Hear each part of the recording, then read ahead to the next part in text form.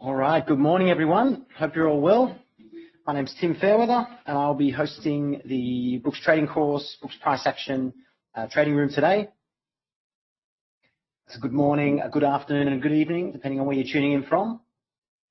How'd everyone go yesterday? I did good yesterday. It was a long weekend for me. I had my birthday on the weekend, which was nice, and then kind of slow start into the week, but that went okay. And I appreciate everyone sending me the well wishes because of the earthquake in Taiwan. Really appreciate that. So who have we got? So we've got a Salty Dog, we've got Ted, we've got, who have we got? We've got Good Things, we've got Dante, we've got Matteo, we've got Pierre. How's everyone going? Oh, thanks Claire. Thanks Feng Chi. Much appreciated. So yesterday, the daily moving average was the cheat code. All right, it made it a little bit easier to trade. That's the advantage of following a bit of a routine with a higher time frame. You know, you just follow the same plan every day, and then that way, you know, the body just starts doing it by itself. So we've been in what kind of market structure? Well, we're in a bull channel. We're in a small pullback bull trend. It's a tight channel. Lots of bars above the moving average. Pretty difficult to be short. But, you know, the thing about a small pullback bull trend is that a lot of the bars don't look that good. A lot of dojis, a lot of tails, you know, strong consecutive bars, pull back to below the low, big bar, bad follow through, but it continued much longer than people realize. And we pulled back to the moving average, which is a buy zone. So I just circled a couple of areas where we move back. It doesn't have to, you know, there's nothing magical about that moving average, I don't think, particularly any of them. The 20 just happens to be one I think that works well for a lot of charts. That's one that Al recommends and all the other presenters use it. But the point is you're looking to buy value. You know, you see the market going up, you don't want to buy at the top of the channel. You know a lot of bulls are taking profits. There's my little arrow. So you see a bull spike and you're looking for a place to buy. High 1, it's pretty late in the trend. Wait for high 2 of the moving average and it sets up. So we've got a buy signal at the moving average, and you can see that whenever we formed a buy signal at the moving average, it took off. Okay, does that mean this one has to take off? No, I think the longer the trend goes, the more chance it has of failing. But also if I was short and I saw this bar, I mean, if you were short here, you know, where's your target? Probably the breakout point, you know, somewhere along here. That's where you want to exit. So if I'm ever shorting in a bull channel, you know, I'm looking for evidence of a bear breakout. So you see this bar went below here, bear breakout, bear breakout. So pull back and then sellers above. So it's a credible short. It's a low 2 short. But for me, the target's always the moving average. So I think that was a reasonable place for them to get out, the bulls to get back in. If we have a look at the Globex chart, we can see surprisingly large bear bar. And we went past the lower last week, and I think we just missed it by about a tick or a point. We'll check that in a second. But I think we might need to go and touch there when we kick off the RTH session. We're around the breakout point here. So this was a spot that we need to come back and test. Why is that? And that's because traders are wondering if the gap's going to close or not. This, when it takes off, is a measuring gap. We've got a breakout gap. And then if this gap can stay open, then the breakout's still strong. If it closes, more chance it'll be a trading range. And then traders will look to trade it like a trading range. So, and we can go back. And if you're ever confused, you can just go back on the chart and take a look. So at this point here, this was bearish. It went to the moving average. It's a low 2 sell. But in this kind of environment, if this was the 5-minute chart all morning, this is not the place to sell. This is the place to wait for the bears to give up and then a chance to go sideways to up. So that's the first chance for them to get out. So many bars down, some traders will sell, scale in higher. I don't want to buy up here. I want to wait for this pullback to finish. Now I've got a second buy signal. Now I'm looking for a bull bar at the moving average. So you can buy the close, you can buy above the high, you can buy half and then buy more below. But your target is now above there. And you can see as soon as that bar triggered, off we went. So the same thing is going to apply here. Can we stay above this, this breakout point? Can we keep the body above the low of last week? Can the bulls keep the trend going? I think this has been going on for a long time. How long's a long time? Usually you count reversals. You know, so if we look at when we broke out of the last thing that was bearish down here, maybe here, definitely by here we've broken out. Let's make that green. Where's my green? There we go. So how many reversals did we have? Did we trigger a bear bar in here? Benefit of the doubt, we'll say no. There's one. There's two. There's three. Then we've got a new breakout. Did we go below bear bar? Maybe if you say that one. Okay, so we'll say one. Not here. Yep, we'll say that one, two, and that one, three. Then we get a new breakout.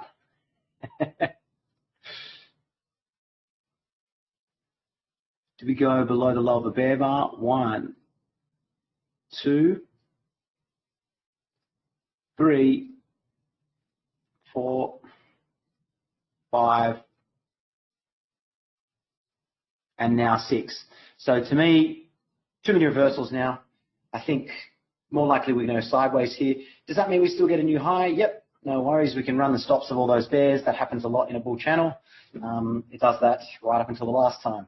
So lots of buying pressure, but we've just had so many very strong bullish days and high ones that triggered, you know, many, many high ones, and they all worked. So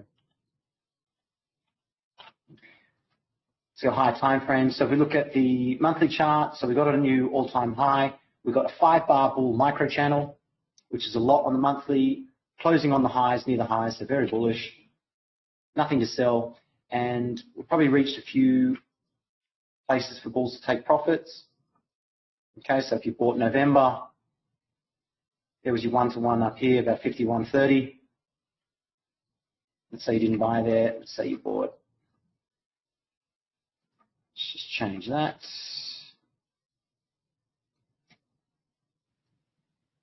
Let's say you're buying 2 bull bars. Expecting 1-to-1, your target's up here, about 5,500. That's a target we've been talking about for a long time. And considering how strong this leg is, it might be sideways and then one more move at some point. Not too sure when. But it's very likely that this has a second piece. But the second piece can start from down here, it can start from up here. But nothing on the monthly chart to sell. That's the high of the last month there. It's that 5,200, so probably a little bit far for us today. Yeah, let's get rid of that one. Weekly chart, very tight channel.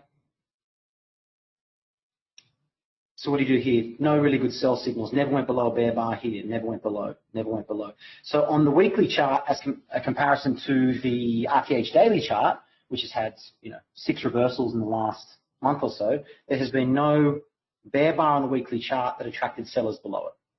So we're expecting any reversal, the first reversal that happens, let's say if it was below this week, if it closes a bear bar, not to start a big bear trend. More likely go down, create a tail, go sideways.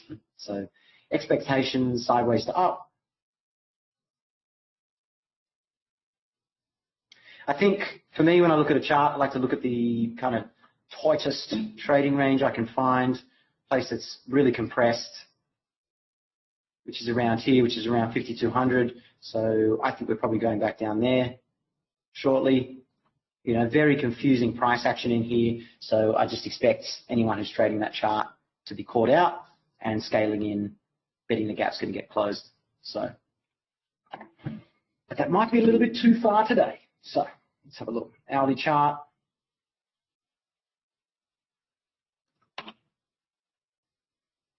And that confusing price action, if you have a look at it from back here, all right, let's have a look at gaps. So let's change that to something a bit nicer. We've got a breakout gap and that gap stays open, we get new highs, we pull back, new highs. Every time there's a gap, we close it, gap, we close it. Here we don't have a gap.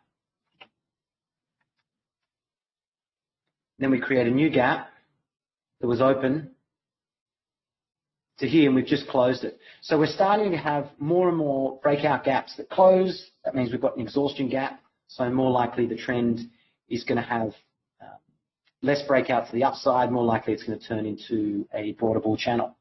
And that looked like the last, another gap that we've closed there. So probably more of a trading range here. Hi Claire, close a gap, should it be body to body of a bar or wicks are okay? Look, it's a great question. It depends on the situation. I think every trade is a little bit different.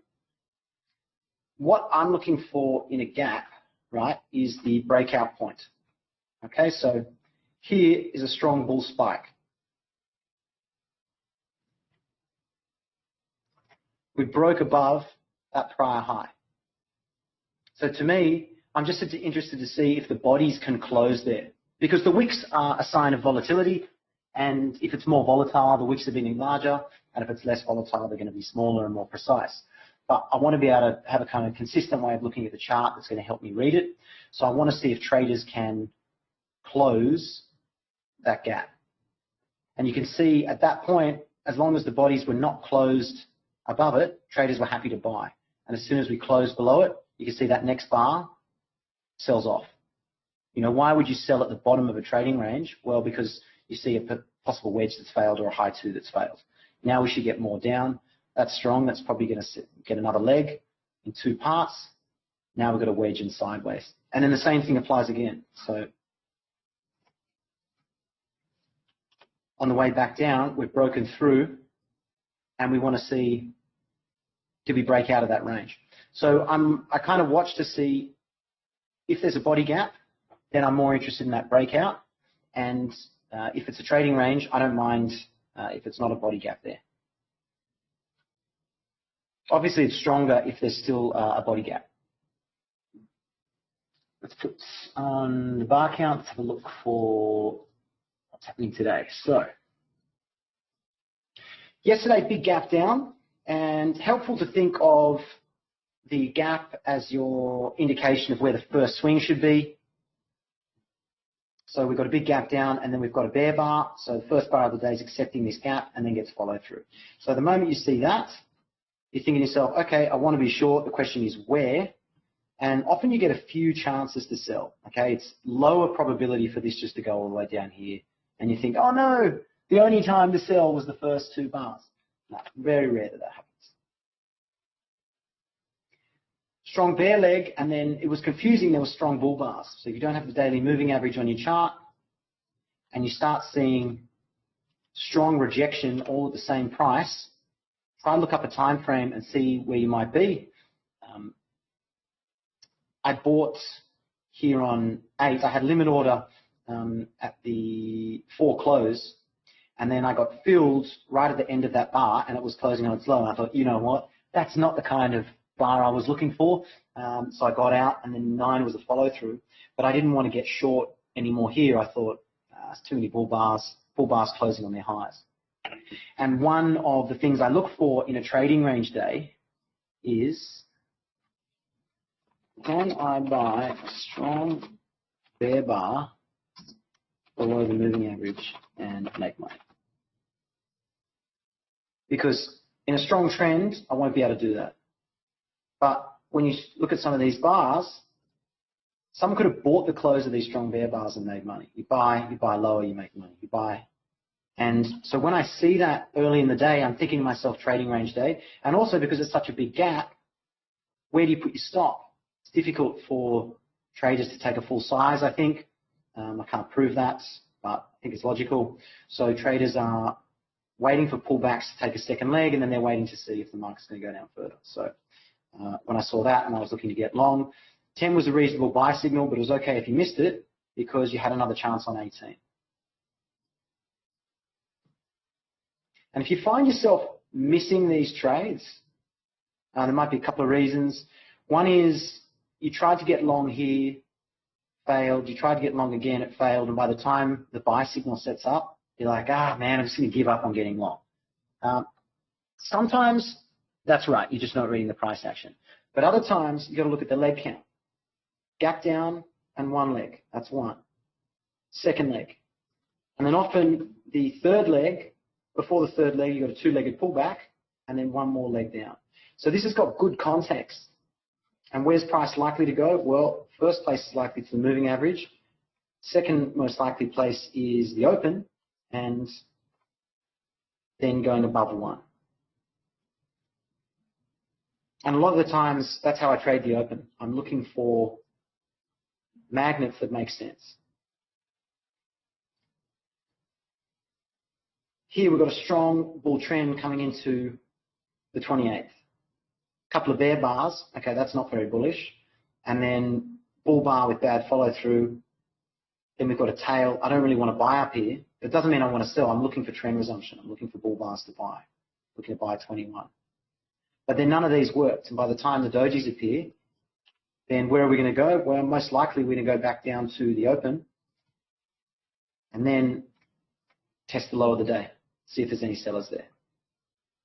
And if you're short and see 50, you're able to scalp out, but you know not many sellers down there. So you don't want to be short. So we'll try and call that out today and see if that helps some traders with the open. So the reason I took the charts off there, I took the candles off there, so you can take a look and see those three moves. If I just move the boxes across, they were the three phases. First to the moving average. Second, trying to get to the open. Lots of bull bars above the moving average. And third, trying to get a new high of the day. Now, I'm not awake to trade this, but if this was in the afternoon, if this was a Euro session and I saw strong bull bars here and then another bull bar 71, well, you can't be short. So you're probably better off going for a measured move up. Does that make sense? I think of them as phases, but I'll show a couple other charts. Because one of the problems I had learning trading was that my targets were always way, way too far away when I should have been scalping, and way too short when I should have been swing trading. So that was very frustrating. Looking at the Globex chart, so what are the two most obvious things on the chart here? Well, this is very bearish. This is very bullish. So we had a strong bull spike, no buyers above, and very quickly went all the way down to the bottom there. So is this the low of a trading range and we're going to go up? Well, I don't like that, the bull case. There's your low 2. So strong spike down, two-legged pullback, first sell.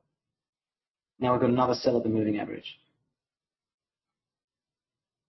So I think it's on the bears to lose it if they can get follow through in the next 20 minutes. But also you're buying low in a trading range. And if you saw at the start of yesterday, lots of bull bars closing on their highs below the moving average. So that green box, let me just screenshot in.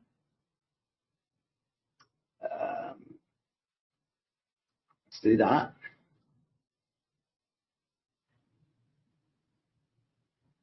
Let's go back to the RTH.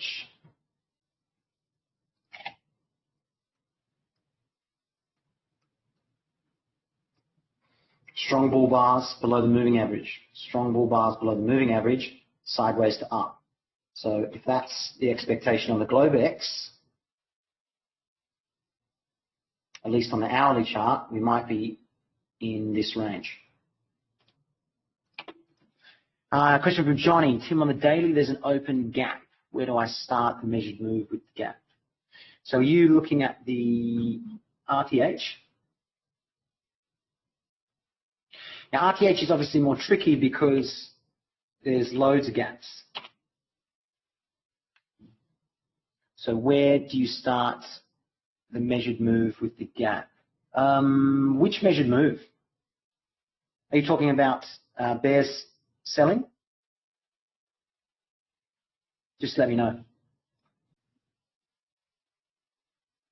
It's a bit easier on the Globex. We've got a micro gap here between these 2 days.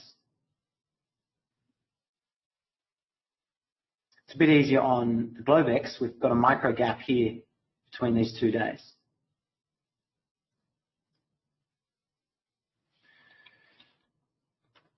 Uh, 19th of Jan.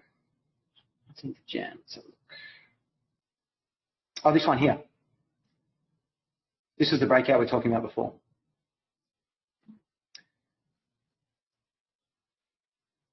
Well, actually, Al spoke about this one because there's a couple of gaps, so there's a couple of possibilities for that measured move.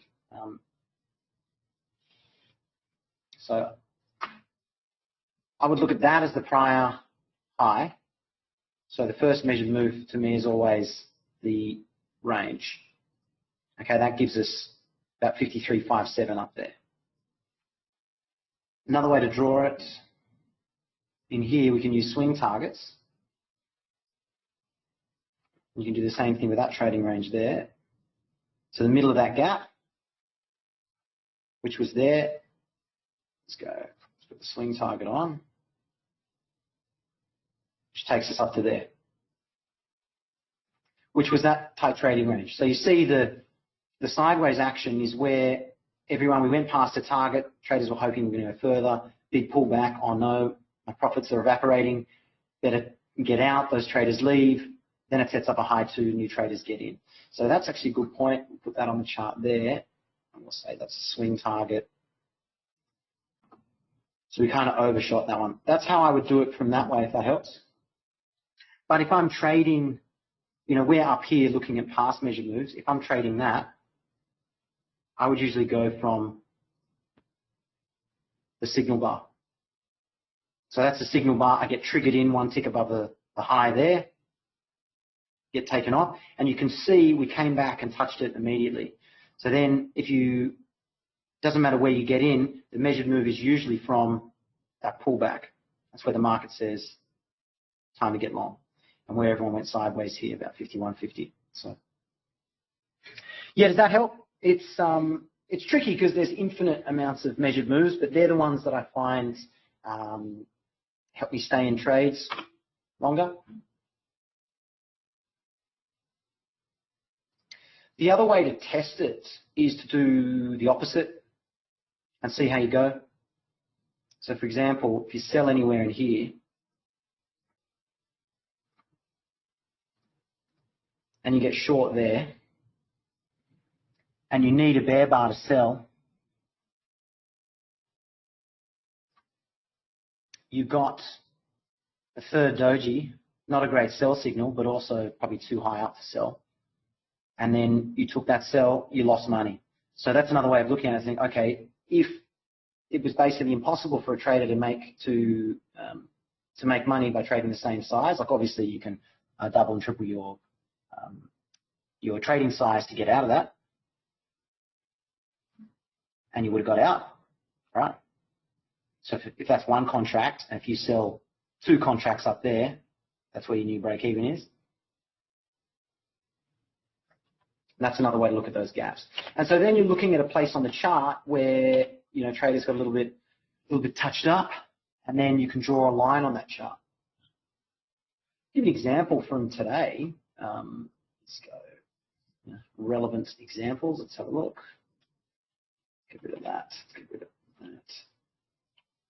Too much stuff going on there. Let me just zoom in.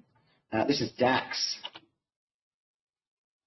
So you can see pre-market, there's this huge spike up, and then we open here. We set up a sell here, triggers, reverses. Then we set up another sell, triggers, reverses. And what happens is you draw a line on those traders that gave up. That usually becomes support or resistance the rest of the day. So I took both these sells. So I took this sell. I was sitting in sweet, sweet profits down here, and then watched this reverse up. And I thought, man, that sucks. And so I had to sell more to get out break even. Then another sell signal triggered, and I thought, you know what, I'm not going to sell low. I'll sell half. and I didn't quite get my 2-to-1, but I thought I'll take a small trade up here and then I'll exit. But this was on its low, looked like it was going to go down there. But I knew the traders had just got burnt there, so I was expecting this trade to fail, and then I got out and it was just rocketed past. So you can see where it fails, draw a line, and if you've taken that loss, then that's a great spot not to trade again. Another example was here. So if you sell 16, went above, you took a loss or had to scale in, it comes back to 16, right? So that's a sell. And then what happened when we got back to it? Any more sellers? No, no more sellers. So what's the word I'm looking for? Resistance becomes support. And that's really important. If you take a good signal and use the right stop, and Al's always saying that, you take a reasonable trade, then you've got a good chance of making money. And if not, you've then got a higher probability chance of doing the opposite, which is what everyone did. Of doing the opposite, which is what everyone did.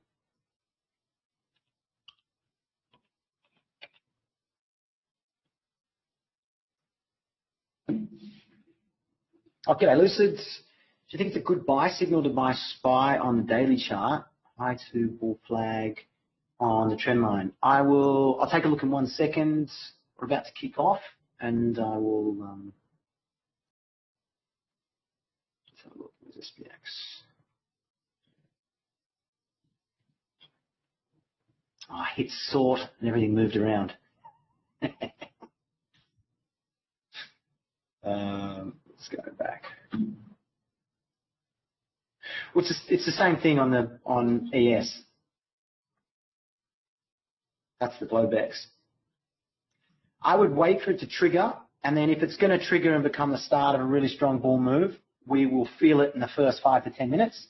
I suspect that we will trigger and pull back into the range of this bar just because of the tight trading range here. So, and what does the trade look like? The trade looks like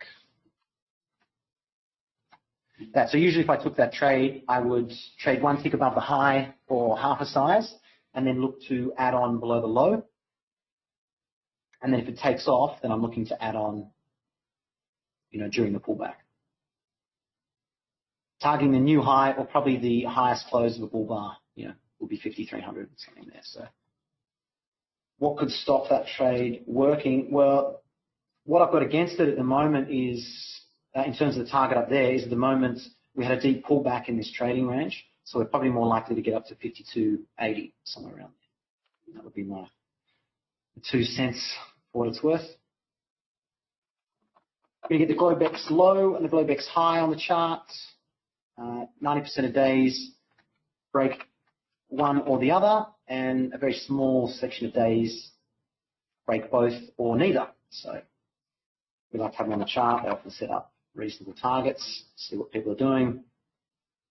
We like to have them on the chart. They often set up reasonable targets, see what people are doing.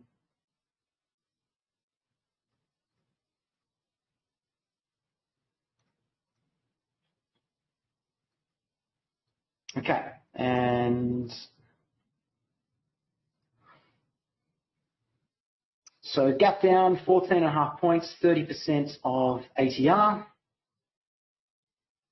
There was strong buying at the daily moving average, so it looks like we might go back down there. I'll get rid of that breakout point for now. It's kind of a little bit annoying to have that there, and I'll get rid of that so we've got it on the chart.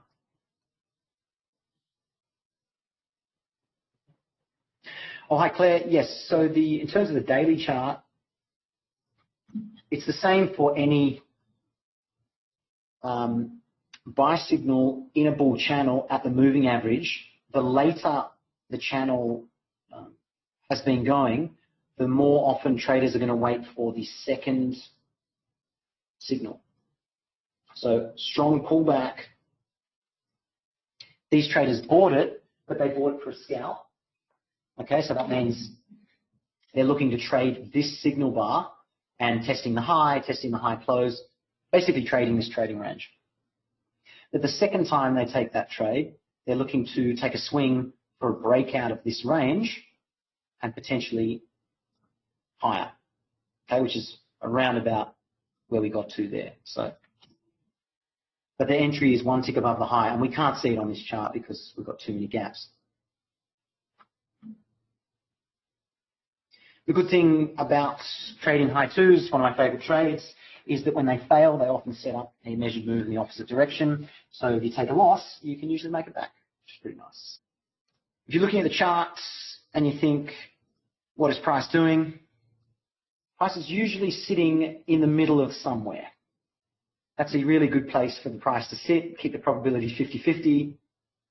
And this is in the middle of yesterday's range, also happens to be a tight trading range. Okay, and that's about where we are.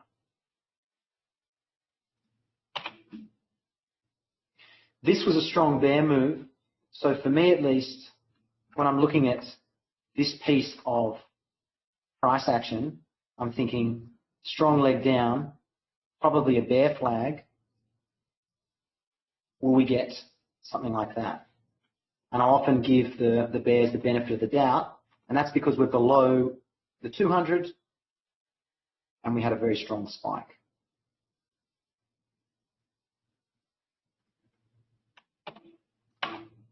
But only have a bias, I would say, if you're happy to be free of it. Certainly don't keep your bias and trade it and take losses all day. So we're back at yesterday's open, and I was trying to think, I wrote some notes down here on how to improve probability when you're day trading. And it's difficult because you're looking at a market and I can't see all the participants.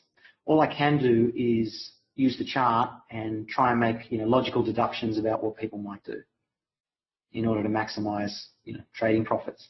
So this is a strong bear day that went sideways, and we broke out of that. And a reasonable target is 1 or 2 times.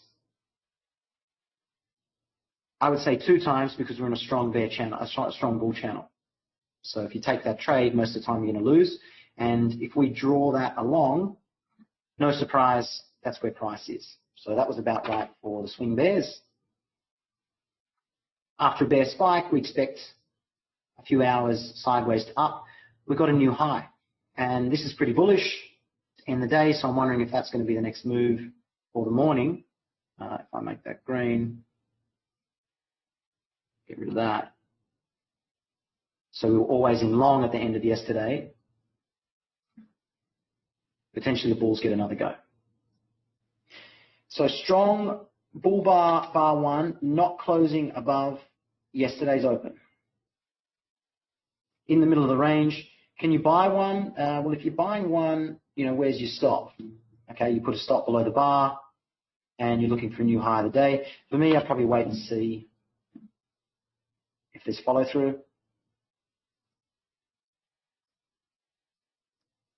I think follow through is a bit of secret sauce. Certainly helps my trading a lot. Certainly helps my trading a lot.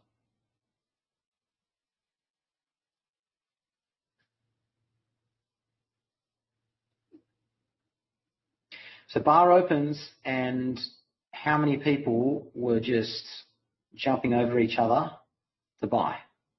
1 minute in, not too many yet. So I think a lot of traders waiting for follow through.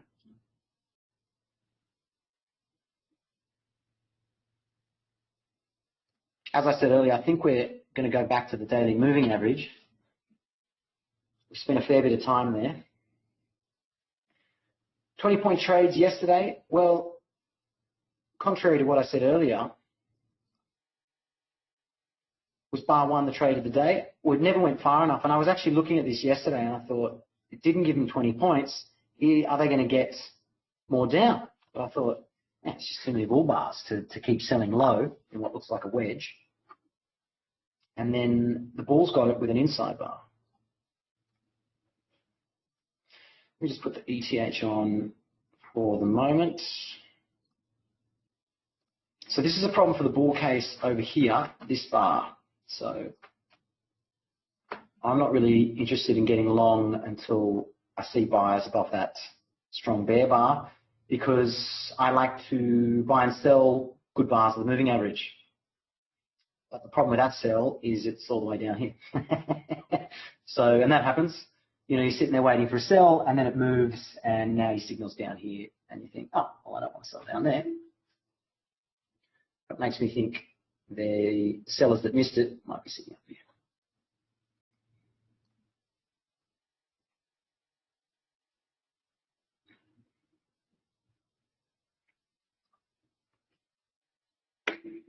So bulls could get above yesterday's high, then we've got a measured move a bit higher up here.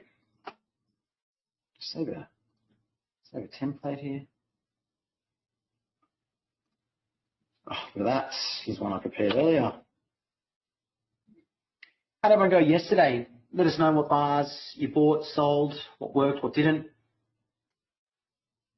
Like I said in the chat, you know, most trading communities, at least that I joined previously, only talked about winners, which I thought was a bit ridiculous because when I was in them, all I was doing was losing the whole time. So I didn't have anything to share. But you know, where you lose is where you can actually learn how to become a better trader. So, Lucid, there's many. I won't air the dirty laundry on that. Suffice to say, if you threw a dartboard at a whole bunch of random trading communities, you'd probably hit a few that I had been in the past.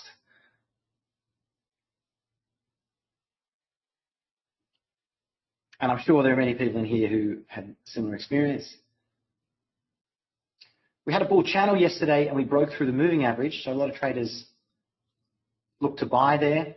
And then when we go down, because the channel's tight, they expect that breakout point to be tested. We've got consecutive bull bars on the open, good for bulls, but we've got a gap down. So a bit confusing. Can you buy 2, put a stop below 1? You're looking to get above yesterday's high.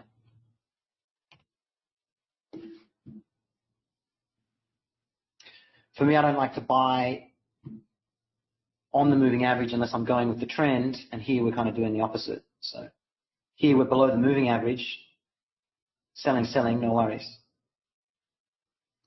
The sell on 23 wasn't as good just because the spike up was strong, but 26 was great. I took that sell. And then, like I said before, if you take 39 and you fail, draw a little box around it, and that flips and becomes support. So the sell zone turns into a buy zone. I think that's a really, really crucial thing. You know, help me look at losses as okay, no matter how many people say, hey, losses is part of trading. But taking a loss and then using that as a chance to learn about the chart. If I'm selling at the moving average in a bear channel and I take a loss instantly on the next bar, it ain't that bearish. So when we come back in there, I'm looking for a buy signal. And all of those worked. So you can see it looks like some more sellers at the moving average,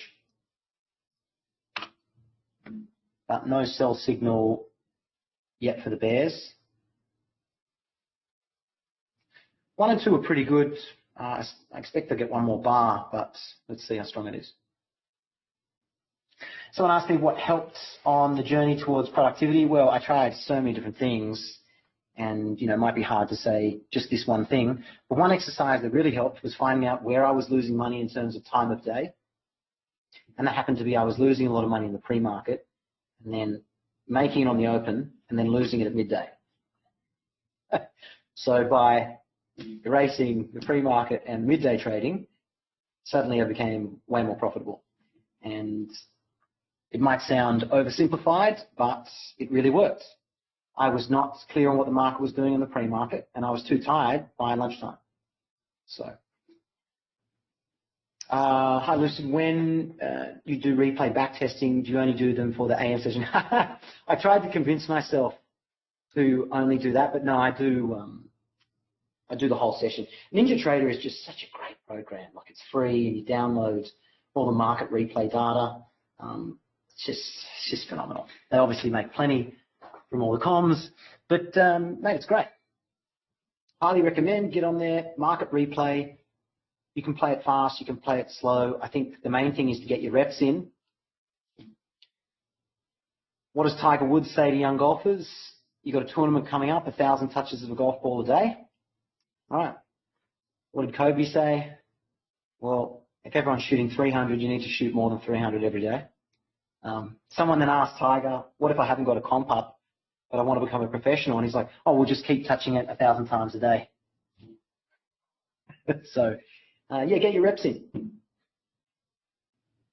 Now, it takes a little bit longer to place a trade if you're trading closer to real time, but I think the same still applies. You know, if you're only taking 3 trades a day and spending a lot of time marking up charts, it's probably just not enough trades. For me, I'll take both. So, you know, I write down, you know, I've got a little index card next to me, and this becomes my homework for tomorrow.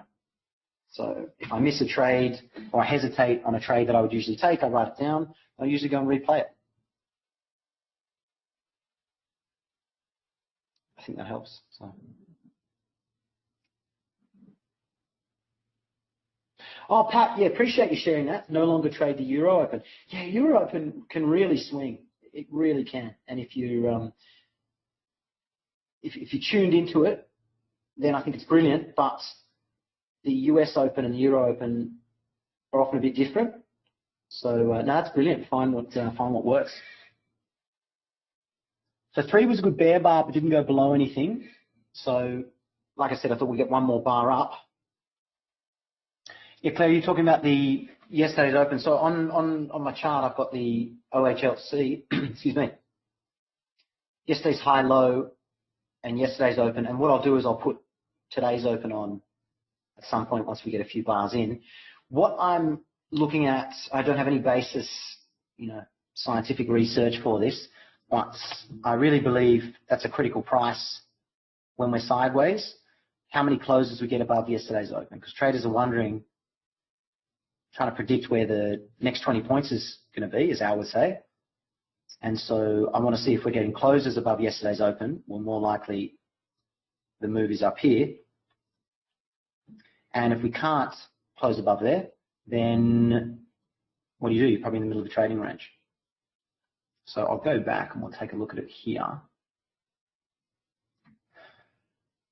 So you can see on the first, we opened around about the same price as the Open the day before. We went up, couldn't test the high, and then 7, big surprise. So when I saw 7, I thought, well, I want to get short, just not down here at yesterday's low.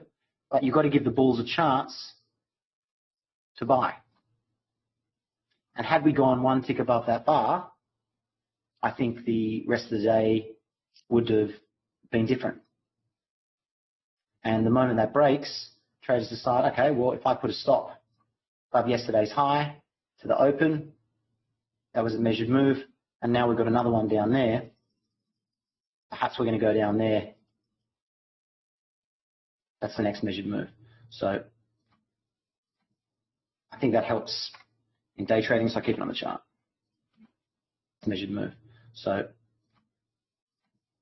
I think that helps in day trading, so I keep it on the chart.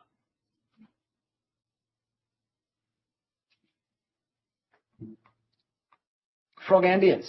Tim, your epiphany was super helpful. Just knowing it was a thing made me look at it more thoroughly too. Oh, you're welcome. What? Which thing? Sorry. So not many buyers above 3. That makes sense. Would I sell on a stop below 3? You know, at the 4 low. I think I'd wait. You know, I don't usually want to go from buy the close to sell the close. I think there's a bit of a transition. Oh, yeah. On my epiphany, the cliff walk, it's statistically impossible to lose 11 in a row. Yeah, man. It's it's so funny. You know, I mean, it could have gone either way. It could have been just the last day I ever traded.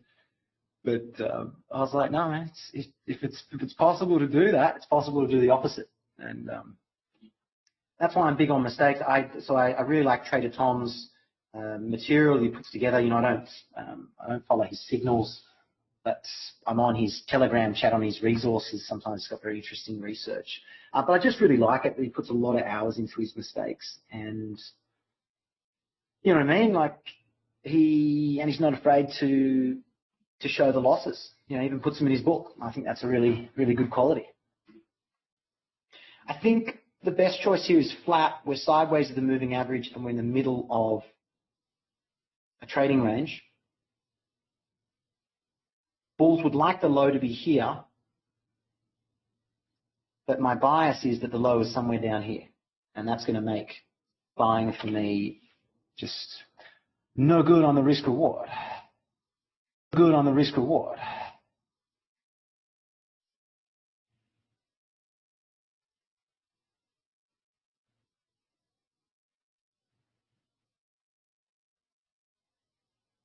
So I've got this red box here, strong sellers of the moving average. So I want to see bulls break above it for me to get long, or, you know, break and then pull back for a double bottom. I think sizing is important as well. You know, you need to be trading a size that you can concentrate, but is not crippling.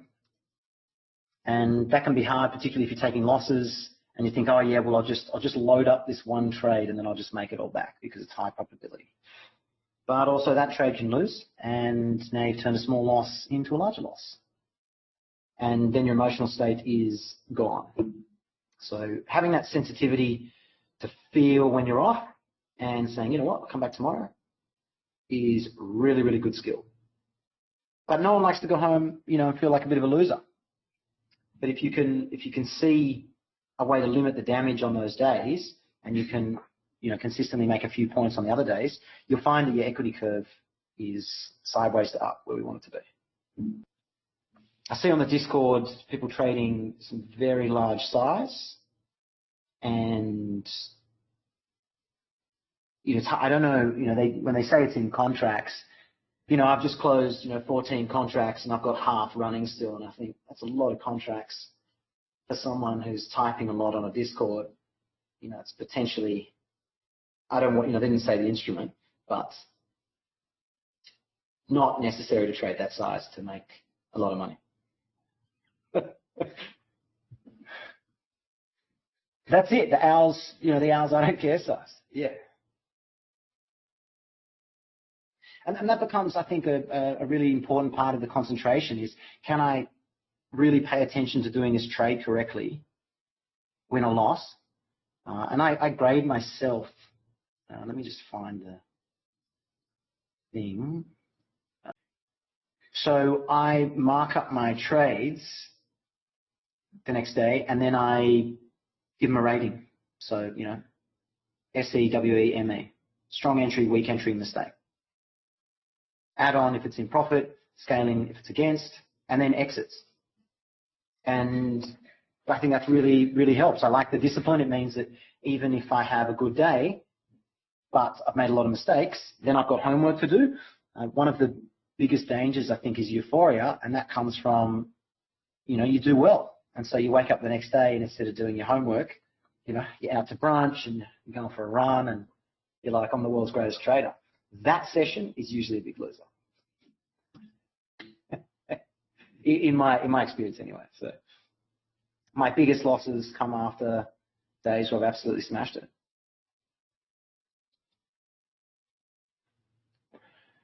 Lucid, I think my inability to stop myself after a small loss will be the cause of downfall. Is that a scaling in thing as well, Lucid? Because this part of the day here, very complicated, but this part of the day, way more clear. And most days will be like that. So the rush to get in here with the big bars and the big move and the quick profits can often mean you take a big loss in here, you end up taking small profits, you get frustrated. You get frustrated.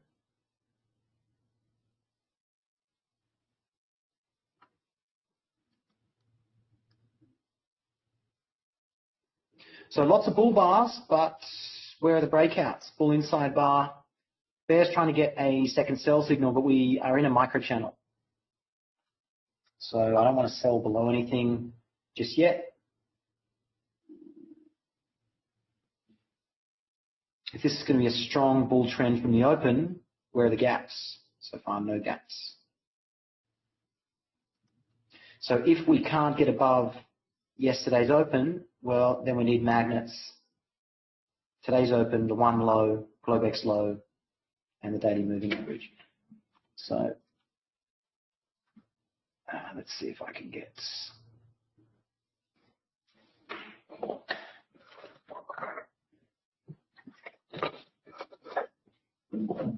So I can't sell yet because I haven't really seen a bear breakout, and 6 has gone below 5. That's good, but I'd like to see us go below a bear bar. I'll give you an example here. 24 goes below 23.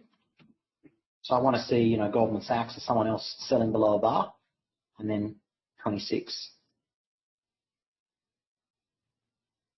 And sometimes you miss it, Sometimes it just goes down.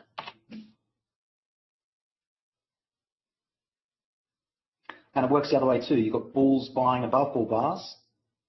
They just scalp and they wait for the second time it does that. Buying pullbacks. Second time it does that. Buying pullbacks.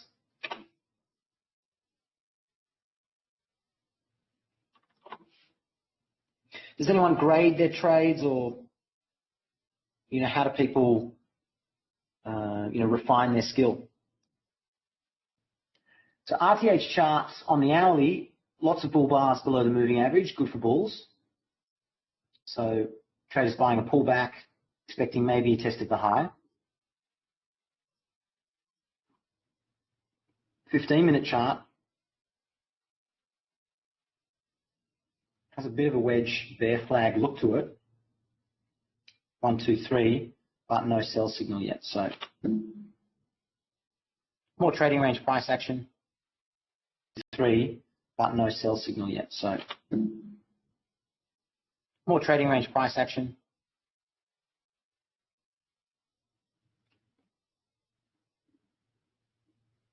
In trading ranges, they're often the bane of newer traders, and more experienced traders tend to really like them.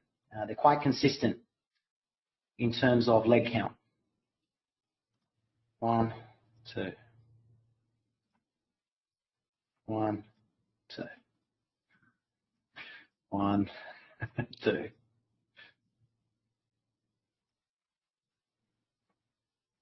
1, 2. Now I can do this all day, and it's a great exercise. I would definitely go through 20, 30, 40, 50 charts and mark them up because they follow that pattern. Yes, does it create wedge shapes? Of course, but usually that third piece is 2 smaller pieces of the same length. So for me, not technically a low 2 because it's the first time we've gone below a bar. It's technically a low 1. In my definition, it might differ slightly from some of the other traders. But the reason I use it that way is because when the market's going up, we are by the close at some point. And then I don't want to suddenly switch to sell the close and then back to buy the close and then sell the close. That makes me dizzy. So if it's buy the close, it then becomes buy below. Oh, news bar. Bang, there you go. Okay, so we just hit the Globex high. We just hit the low of last week. 6, not a great buy signal.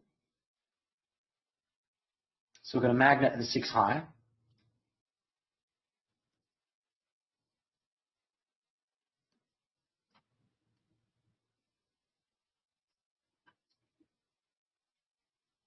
So if you're bull, you got your 2 to 1.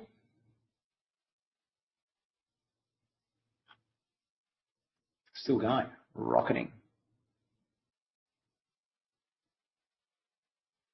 A lot of sideways price action and then huge bar. So I recommend to traders to be careful. It looks like a really easy place to make money. It's actually where most traders lose money. Because if you're buying up there, where's your stop? You take a chance, measured move, 52.76, which would be a pullback back to the 6 high. Looks like we're going to the 200.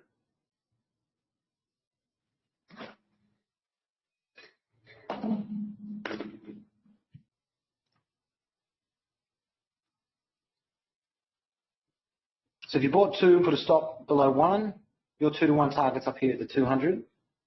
So I suspect there'll be more profit taking at this area. Someone that was scaling into shorts, not too happy about this bar.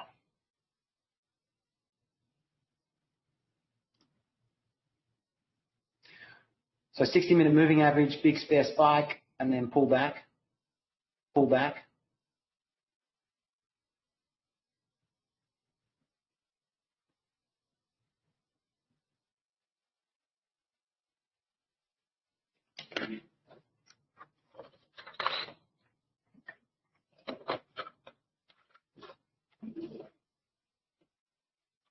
Let's get rid of that. Let's get rid of that.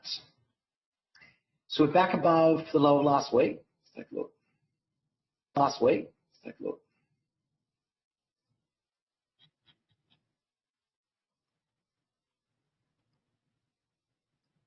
And this is what we said earlier on the weekly, that because there were no bear bars going below the low, no one wants to be a seller. And now we've gone back above.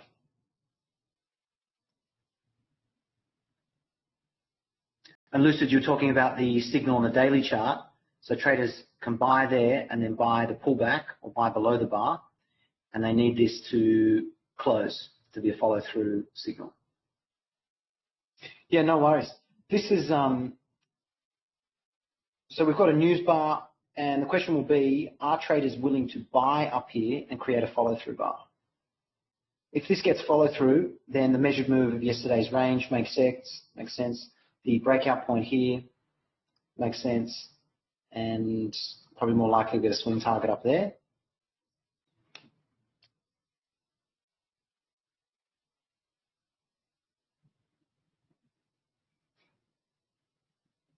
So if you're going to trade it, you need to take a very small size because your stop's, what, 30 points low? 23 points low. I'm currently flat. Because we're below the 200, I'm not really looking to become a buyer up here. I'm more interested in selling. But now that we've had 7, I'm going to give it time for a bit of follow through or a bit of sideways. So,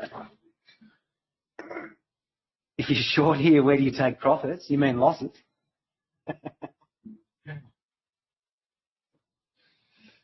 It depends on where you're short from. Where were you short from? Where was your stop? Oh, sorry, I misread it.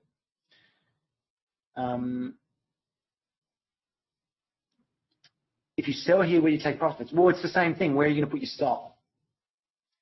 So breakout point in a trading range, very likely to get here. I think if you're going to use a stop to get short, then it needs to be 1 or 2 times that signal bar. So it's massive. I think it's just not worth it. I'd wait for the follow through to get parameters. Because if this is a breakout and follow through, then spike, pull back, channel. That makes sense. If this is a big bear bar closing on its low, then this is probably the top of the channel. But you can also look at the midpoint of the bar and say, okay, traders probably got long somewhere during that bar if they were very quick. Lucid, you said when there was a huge surprise buy, you never traded. Yeah, unless I'm in a trading range. Like here I was waiting for a deep pullback to buy. So when I got filled, I was like, oh, that's too strong, I'll wait. But you can do it in trading ranges all day. Big bull bar, wait for a bear bar, sell above. Big bear bar, buy below. That's too strong, I'll wait. But you can do it in trading ranges all day. Big bull bar, wait for a bear bar, sell above. Big bear bar, buy below.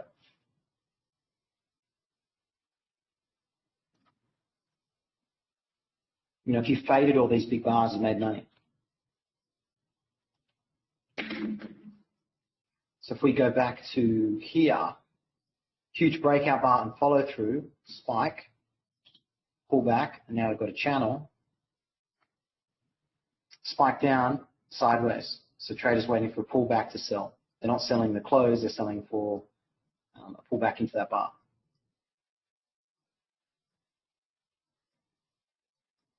This was FOMC, so same thing, huge bull breakout bar, reversal, so you wait. You got consecutive bull bars. And if you're not very good at working out, always in long, always in short, a good exercise to go and take a look where there's no, look at the shade bars. So look at the bull bar that has no tail below, look at a bear bar that has no tail above. And that's going to help you improve your price action reading. Why did everyone sell the close of 73? Why did everyone buy the close of 63? Close of 73. Why did everyone buy the close of 63?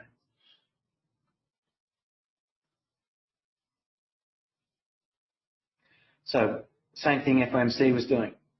Strong bull bar, and then 30 seconds to go. What do you do here now? I didn't sell the 200 with the limit order, but I'd be more comfortable doing it now. We close like this. So strong bull breakout and then credible sell signal. So everyone's waiting for the follow through. If you're a bear, you're looking for a sell back down to yesterday's open or today's open. Open or today's open.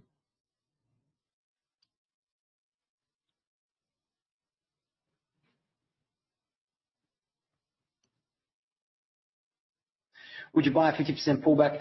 Yeah, I think it's got more up in this move. But if I'm currently flat, so now I'm going to wait for 9. We just haven't had good breakout and follow through. You know, 2 broke out, bad follow through. 2 bull bars, inside bar. 6 was a bear bar breakout. So it's got trading range characteristics, and I don't like this 200 where it is. So it might be better to look for a wedge bear flag, second entry short down, but we'll see. 7's really strong.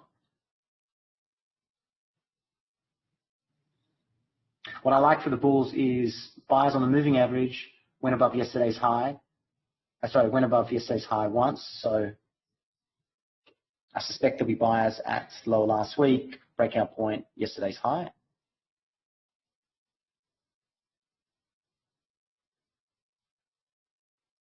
But it's a bad high one above 8.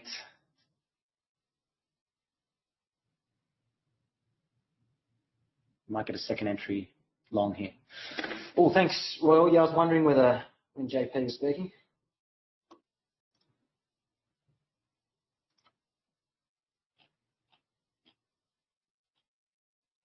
On the EGH, the bulls need a close above that breakout point. Convince us we're low in a trading range. 15-minute chart, huge breakout. Do you think we'll ever have negative interest rates in the US? I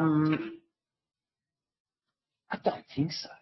I don't really know, to be honest. Doesn't make much sense to me. The same as the negative oil price didn't make too much sense to me. It's something that can happen because of the way that the system's set up. But they'll try hard so it doesn't happen. So we triggered the reversal bar 8, but we had strong breakout 7. So a lot of bulls will be looking for a scalp or a second leg up. 9's important. If this is a spike in channel, then maybe the channel looks something like this. Lucid's comment that I never trade a bar like that, and just I preface that I'm usually looking to fade something that does that in a trading range. If it's a strong breakout and gets follow through, then yeah, I'm looking for a pullback into that range. And we didn't quite get back to the 30%. Sorry, we did get back to the 30%. So this is strong buying if we only have a 30% pullback. So buying, pullback, and just keep journeying up.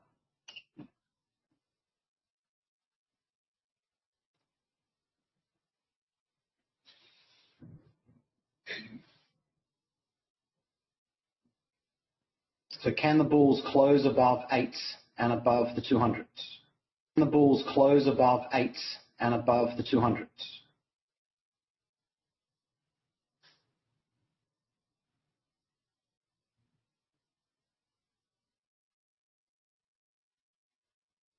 Nice, another good bull bar. So high one above 9. So some traders are going to buy 9, put a stop below 9. They're looking for a measured move. A lot of traders happy with the test to the breakout point.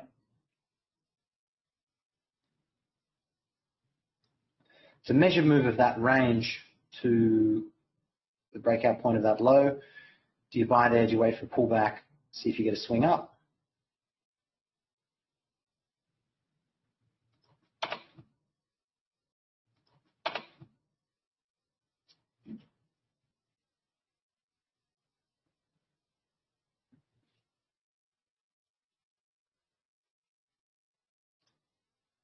If traders want to close that gap, if you buy 5271, that's going to give you your swing target up there. Yes, Lucid, that's a good one. I was thinking the same thing. If it closed, because if it was going to be 8, which was the high one, bear bar, so this is strong.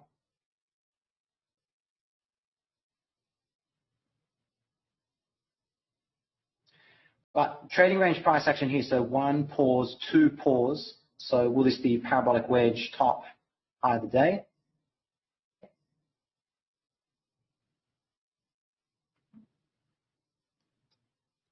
We've triggered the high one on the daily chart. So I think we're coming back to the high of yesterday. But we don't have to do it right now. We can do it later, tomorrow. Oh, yeah, good question, Alex. Can you comment on the probability of a measured move based on the degree of that pullback? Yes, I think a couple of ways I'd look at it. One is if you just look at that bar and say, okay, well, that's a bit of a change of character. So that's 1, there's your 1 to 1, there's your 2 to 1 up there. But the nature of this day is breakout, pause, breakout, pause, breakout, pause. So I'm not looking for it to just rocket up right away. I'm more looking at it to channel its way up there. And I think that can catch a lot of traders off guard. So, you know, your breakouts here, we have a deep pullback, we go sideways, then we get a new high. And these traders are taking profits at those highs. So if you're a newer trader, you have an order to buy there, you sit through a pullback, you close, only to see it go higher. That's really annoying. And so the opposite is to trade it like a spike and channel, which is you take a partial position high, then you wait for a pullback to add on, which brings your average price down.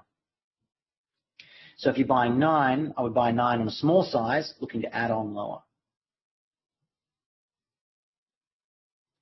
Betting that bears are not going to sell below anything, they're going to be selling above.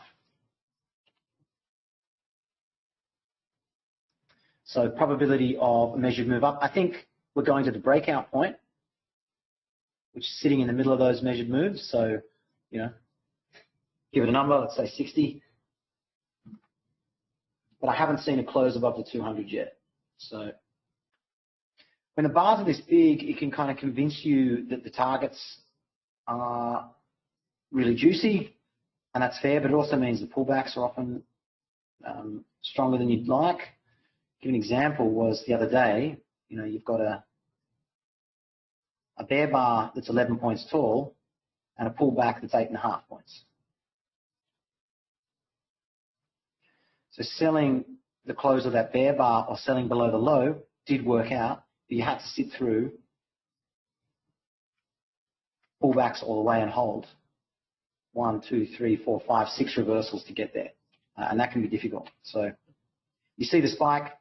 I think an easy way to keep yourself in the right zone, put a fib on it, look to sell the midpoint or the top third, and then when you get it wrong, it usually goes up and then comes back to the high of that bar. And when it doesn't do that, it's a really big measured move the other way. So puts a target much higher, so you can usually make it back. Consecutive bull bars, 9-10, so it's by the close, it's still always in long. 9-10, so it's by the close, it's still always in long.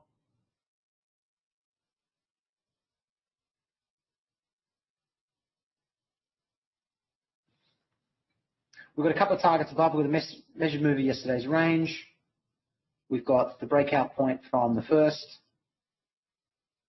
I think there'll be buyers below the 10 low. That would be the swing entry if you're going for a 2-to-1 to the breakout point above. If it's a second entry short, would I take it? No, I think there's just too many bull bars closing on their highs to sell anything low. 8 was a 30% pullback of 7, and looked like 10 was a 30% pullback of 9. So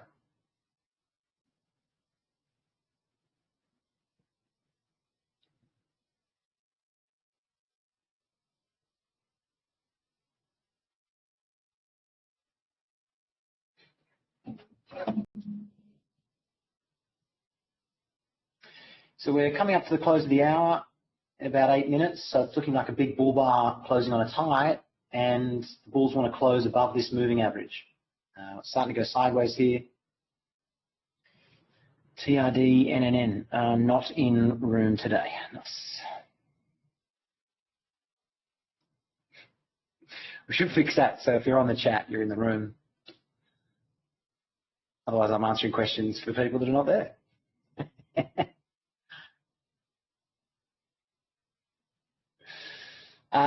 The moving average, yeah, sure. I just customized the moving average. I put a link to this in the indicators channel, but just a 20. It's got smoothing, EMA, so it's a 20 bar on that. This is the daily chart, so the 24-hour chart in TradingView as opposed to the D, and I've got the 60-minute 20 as well. 1 hour, 20, close, smoothing. I'm not sure what smoothing does. It's more of a band. It's more of a bit of a force field. So you can be long here. You can be looking to buy lower. Not good to be short here. 9, I think, did go below 8. And then traders were able to sell the 8 high and get out. So you sell there. But it was a case of you had to double your size. So if you're selling 1 contract there, you've got to sell 2, all right, because you can break even. And that's why that's why I think the 30% pullback exists. You sell 1 contract, you sell 2 more. That's where they can get out. 11, weak bear bar, so it's probably more buy the close, buy around there. We're coming up to the end of the first hour, so don't be surprised if 12 does something weird. But weird's probably more likely up. You're welcome. No worries. This line, I'm just trying to get an extension of the moving average, give me an idea of the slope of this channel. So we've had sudden acceleration away from the moving average, and then it's important, at least for me, to see whether we hug that kind of line. If you go down to a faster chart, I want to see that kind of consistent space above the moving average. So looking like the hourly bar is going to close up on its high, good for bulls, at the 60-minute moving average, confusing. But I wouldn't want to sell just above that bar on the hourly. I think I'd wait to see some tails, wait to see if there's anything there. Otherwise, you're long. You've got targets above, breakout point, measured move, yesterday's range. I think that's all logical. So you can see 11, weak reversal by the close.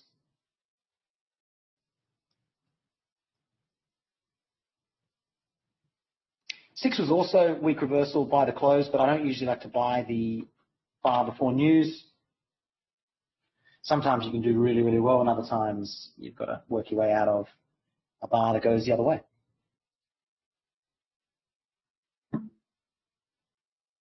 I just scalped out of my longs at that target. It's a little bit easier for me to manage. I bought some on 9. I wanted to see it go below 8 and then reverse up. And then I just bought more on the 11 close and just got out that target. So if there's a good swing trade, I'll take it. But it's a little easier to manage if I'm answering questions. So, and that's the advantage of trading 2 sessions.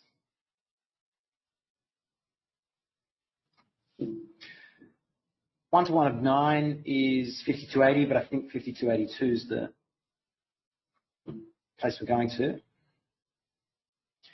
If 12's a bear bar, do you have to get out? I don't think so. I think it depends where you got in. I mean, if you got in at 9, then you haven't really had a close below your entry, so probably just sit through it.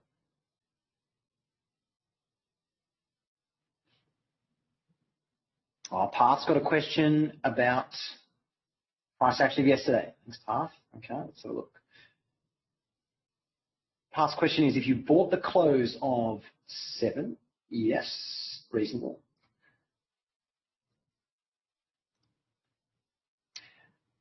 I thought about it, but then my alternative was to buy down here. I thought traders might get a better price. I was expecting it to come to the moving average. Okay, and scaled in at the low of bar 5 to get out at break even. What does the bars have to do to make you think that you might not be able to get out break even? Oh, yeah, classic. Okay, so two things. One is you need very clear rules, and that's good. Is you saw the close of 9 and you exited. So my only addition to that is put your order 1 tick below 9, because sometimes this happens. You know, you take a trade and signal bar's okay, entry bar's shocking, follow through bar's worse, and you think, man, I've got to get out of this trade. But it happens so seldom as you get better at choosing price action. Okay, and usually anyway, it's not such of a problem because now you've got a big surprise down. So now you're looking to sell above a bear bar here for 1 more leg. So you can usually make back that loss. But that's hindsight. So if I'm long on 7 and then I see 8, either I exit and take the loss and then wait to see the follow through and then sell for a second leg down, or what I would usually do with that kind of bar is take a small size. My stop is 1 times that signal bar, and I'm looking for a bull bar to buy above.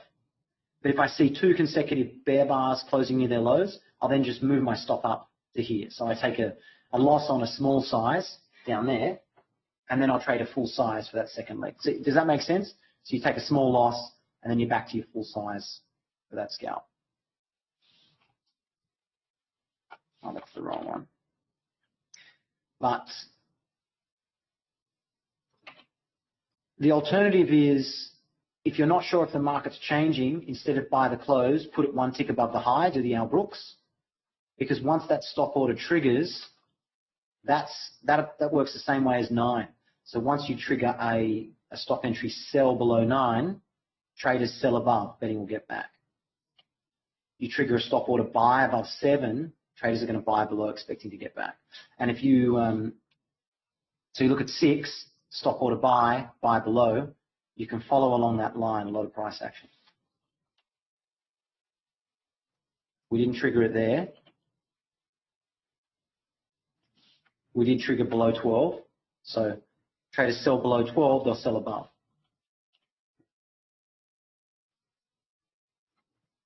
Yeah, it's, you know, and it's the subjective, artistic part of trading. You know, I think it's more art than science, that part.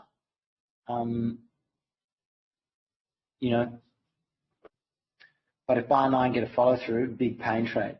Yeah, that's it. And so you want to be out of longs.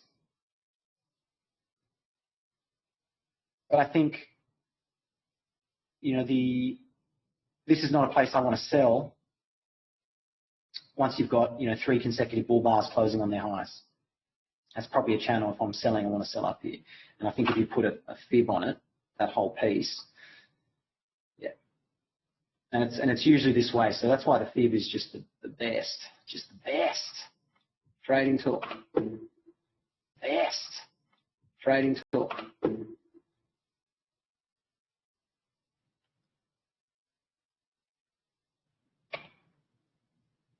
Sometimes it doesn't work. Here's an example. You try and sell there, you get stopped out here.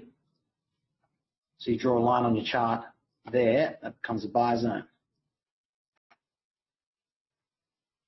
So it's that same principle. You know, you do something that's reasonable, it fails, you take the loss, and then you get high 2, you're ready to buy 51. So,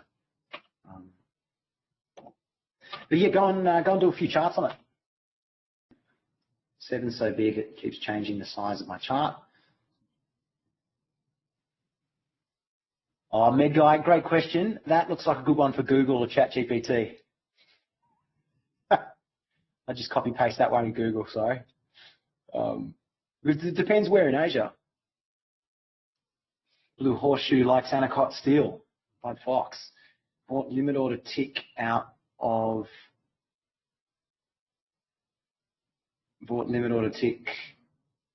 the bar too high. Yeah, nice. Good one. Had a 1-to-1 target 9.2. How can I find high targets in case like today? Left a ton of money on the table. Could have made 3-to-1. Yeah. So what he's saying is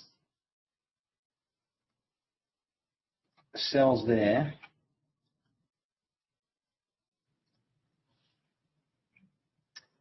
So you got out on 8 mid-bar. Is that fair? If I'm taking that sell, then I think probability-wise, I'd wait for the close. And sometimes you don't get a chance in a trading range, so I understand take it. But a couple of options. Close some. Alternatively, you wait for the close. The close is good, so you can see one more bar. And then, you know, a lot of traders took a 1-to-1 anyway. In a case like today, we didn't really have a micro channel. Oh, yeah, here. But the expectation of that micro channel trade for me is a scalp. So taking the 1-to-1 to me is no worries because it's such high probability, and I do that all the time. Otherwise, you can exit and then add on micros if you're now too far away from where your stop is. That's another possibility. But I know what you mean. It's like you get the perfect limit order entry, and then you take your scalp. There happens to be that time where it breaks out. The only way I got it, you know, in terms of solving it, or part of the solution, is that's a scalp, but now you've got a low 2, you've got a second entry short, really 7. So that's kind of like a new trade for me. So if I'm going to add on, I'd manage the 2 separately. Oh, nice. That's great. Go to the trading times. So we've got a 1-to-1 from the low of the day to yesterday's high. It's going sideways to the moving average. So I scalped that measured move target because it's just a bit easier for me to manage. Would I exit? Well, there hasn't been any bear bars yet to tell me to exit. I still think the swing entry for the breakout point's back here, so I think it's a buy under 10 at the moment. I'll change my mind if it's aggressively bearish. You can see on the 15-minute chart, strong bull bar and a little bit of follow through, breakout close above. So more likely spike and channel on the 15-minute. Well, what's the deep pullback? Yeah. If 14's a bear bar closing on its low, can you sell? I wouldn't. Don't think there's enough context for the bears yet. I suspect there's going to be buyers not far below. If I was still long, I'd probably get out a scalp size below that bar. Alternatively, your in half size, you're looking to buy a pullback if it goes back, or if it races on, you can just add on.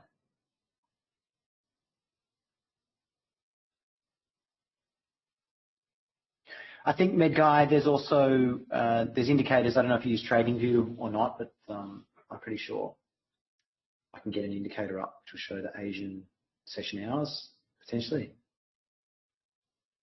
Not a strong reversal bar, so I don't think it's a sell below 14. You might have some bulls get out, but I think the buy is lower anyway.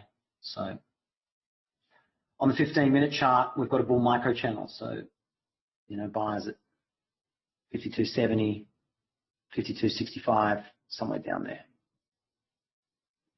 No surprise there that this measured move sets us up to measure move of yesterday's range. So it's kind of dovetailing together. Let's see if that works out.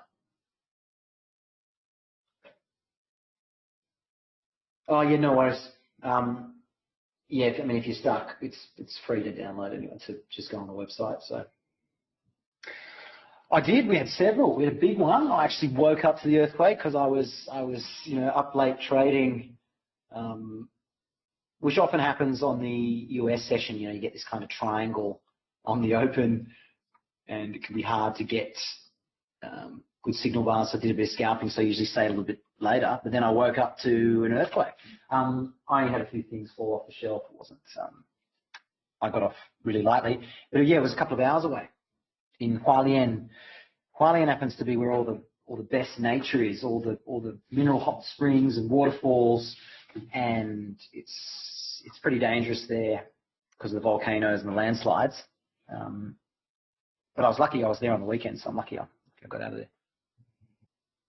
But it's weird. I mean, we don't have earthquakes in Australia, so moving to Taiwan, it was my first experience, and it's kind of weird because you feel the place shaking, and you think you should start running out the door, and then you're like, mate, do I really want to be outside when things are falling off, or do I want to be inside? So you just run to a doorway.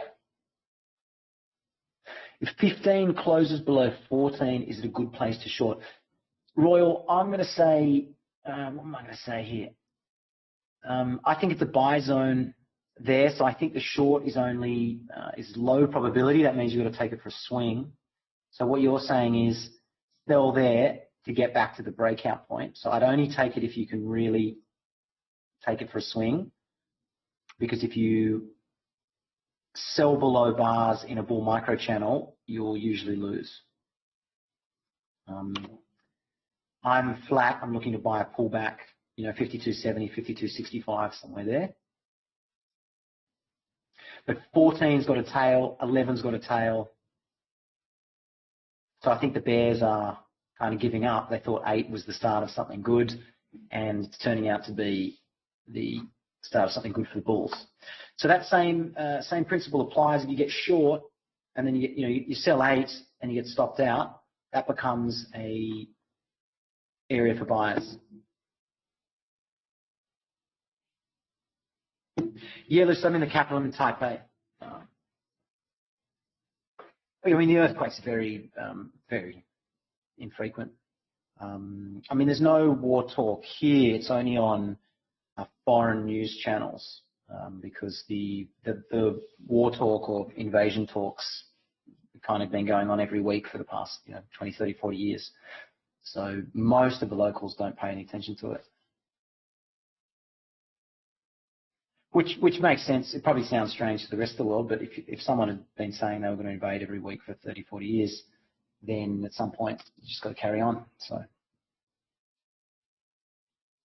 oh yeah, similar in Korea. Yeah, my Korean mate said similar. So it's, but like Aussie News is kind of owned by Chinese companies, so they pump it a lot. I get calls from most of my family every time there's a new story. Obviously, if it was super unsafe, I wouldn't be here having a good time with you guys. I would be somewhere else. So another bull bar, that's 1, 2, 3, 4, 5 bull bars on the 15-minute chart. Good buy signal 15. I think if you take it, have a size to buy below it, but bears not really doing anything substantial yet.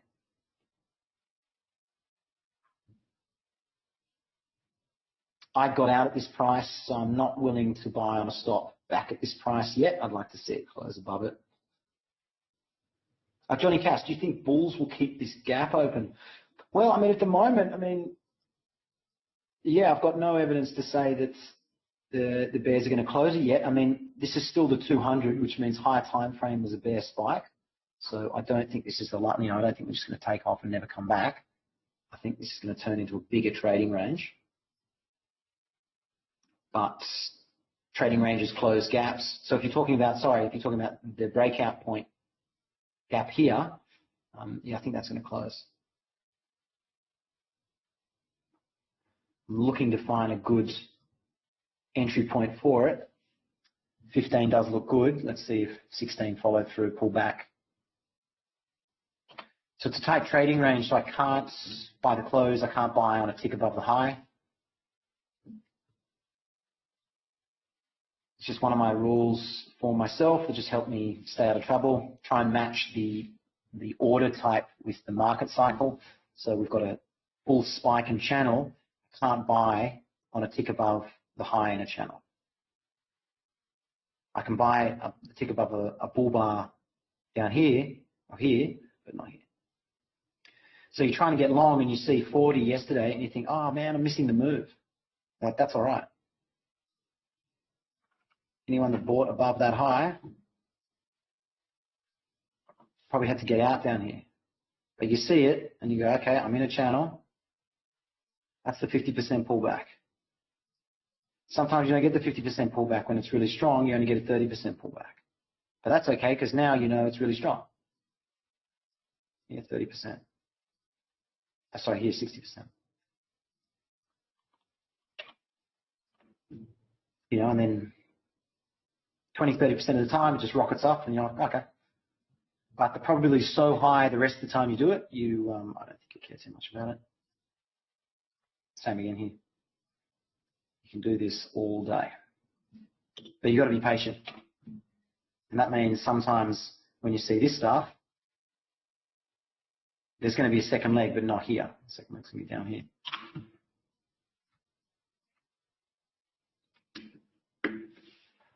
So 16, getting some follow through on 15. It took a while for traders to convince themselves to buy above. Shameless plug for the live seminar in June. I hope everyone can get a chance to get over. It'd be great to see everyone live in the flesh. It was a really great event in 2022. And, you know, someone was talking about the community earlier. I was just surprised how many, you know, just really awesome people there were there. I mean, I've been to a few conferences, you know, for different, you know, for work and things like that. And, yeah, that was a really great group of people. And it was great watching Ali and Al trade live and loads of questions, took loads of notes. I think it was fantastic. So some people have asked if it can be, you know, recorded and streamed and watched after. And, you know, we get why people want to do that. The advantage of doing it live is that when you're there, you know, it's one time only. You take the notes and I think it actually improves the learning. 16, bull follow through bar. So probably enough for more up. And you can see right away, bull scalping for a couple of points. Some getting long because they think we're going up to the breakout point, which is what I think as well. Not to sound like a broken record, but I'll just repeat that one more time. If you're not sure what direction price is going and you see a reasonable signal bar, traders get stopped out and they flip, you'll usually get a line which creates a gap here, where anyone that was short ain't going to sell in the same spot again. Same here. Strong bear spike, possible double top bear flag here. You're selling 49, you get follow through on 50, okay to be short, and then odd dear on 52. Okay to get out. Some traders will sell more above 45 there, get out break even, and then what happens to that price for the next hour? Ain't nobody want to sell down there anymore. reasonable short fails, and then every time we hit that price, it became a buy. Interestingly enough, that's where we opened today, but I didn't see that until now. Okay, market updo. Could we be in a small pullback bull trend that could continue for a while? Yeah, so we had one of these the other day. I think that's the most logical magnet breakout point, and then I'll have a further bias after that. So here, sorry, that was FOMC, that's not the day I mean. This day, 19th of March. So I look at trading a little bit like a chessboard, like little frames. Gives me an idea of what to expect next. So gap down, we had bear bars, second leg down, everything looking good for bears except 11 triggered. The bulls all made money buying above a bar here. So, okay, well, they're probably going to do that again. Now we're up to the open. So at this point, you can start to sell if you see a sell signal, but most traders were looking for the close of that gap. And this is what we just did for the last 20 minutes. Bears tried to get a sell signal, tried to get a second one, tried to get traders selling below, and then they got tails, and then now we've got a bull breakout. So now we've closed the gap. Well, now we're probably going to go measured move up. We reached instantly. So anyone that bought there, and I was one of them, I scaled some out at 25 and thought, what am I doing? I need to get more long. So I was looking for a place to get back in because now I thought, okay, the next target's probably yesterday's open, top of the last sell climax. So now that we're here, and like you said, we're in a small pullback bull trend, we're in a channel where bears cannot make money, and any of them that are short are trying to get out. And even if they do make money, we'll probably go sideways. Second buy signal, second sell signal, triggers. Uh-oh, more bears trapped. So now it's by the close again. We go up and hit those targets. I think we went sideways here. I know we went a bit further. So this channel, we broke out of the top side of that channel and then went sideways. I think we ended up back at yesterday's open. Oh no, we reached the high. Okay. And you can see where bears gave up. They tried here, they tried again, they tried there, and then eventually they give up, and that becomes the gap. So I think similar vibe today is if the bears give up, but it doesn't look like they're giving up yet. So I'll get rid of that. Up, but it doesn't look like they're giving up yet. So I'll get rid of that.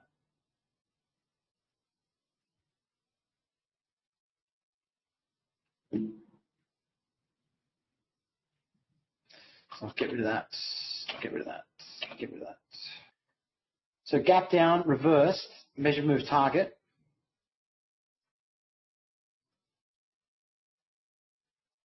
We've hit one, and so it looks like the second one will be measured move yesterday's range, and also this will be the swing. So we've had 18 bars so far, so some traders are looking at measured move of this whole range. See if we're going to break out of the first hour, see if we're going to break out of the 18 bar range. I'll switch that to a 2.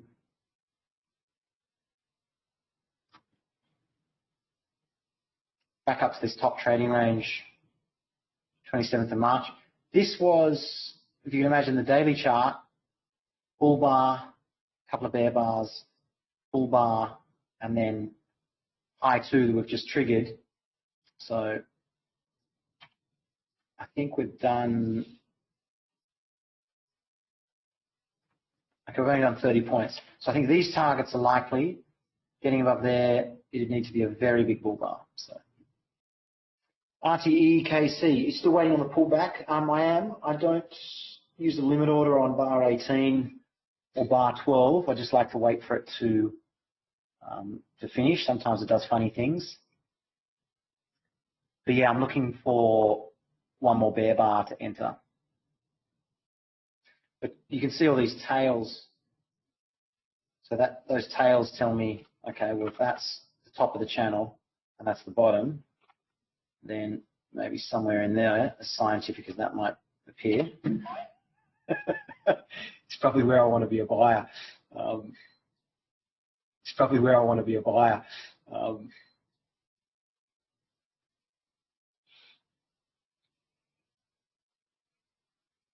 I think there is a real art element to trading, but it needs some kind of scientific basis, mathematical basis.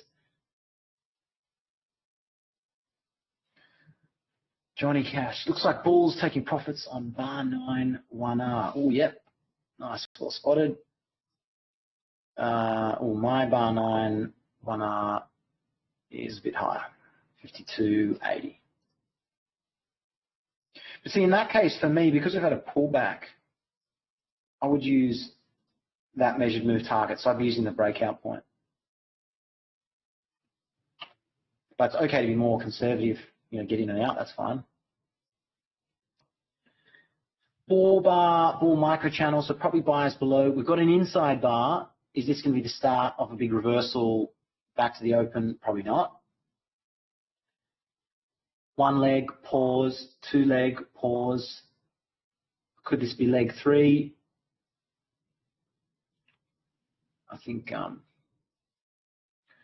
still think there's nothing to sell. We've only had 5 bear bars in 18 bars of trading. So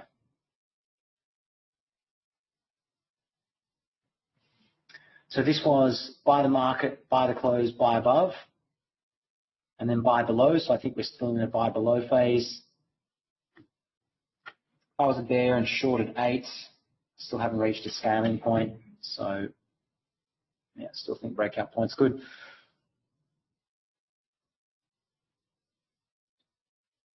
But you can see this aggressive buying transitioned to a little bit more sideways, a little bit more of a channel shape. Traders taking profit at highs, buying low. 3 bear bars in a bear channel is sell the close. 3 bear bars in a bull channel, it's a buy below. Oh, Auntie, now, yeah, good question. Now that we've had 18,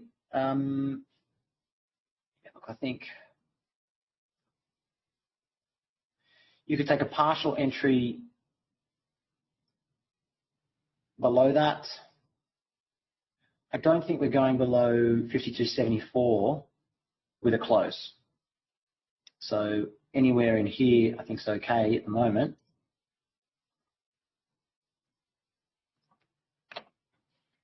I'd usually prefer to put my order below a decent looking bull bar or consecutive bull bars. So, the sweet spot might be, the 17 close, somewhere there.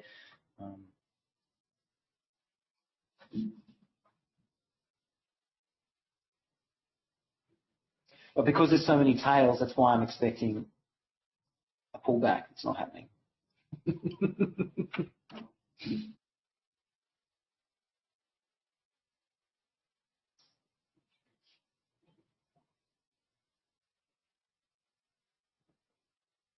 If we don't go below 52.74, does that mean we can expect a measured move up from the breakout and the gap? Ooh, good question, Johnny.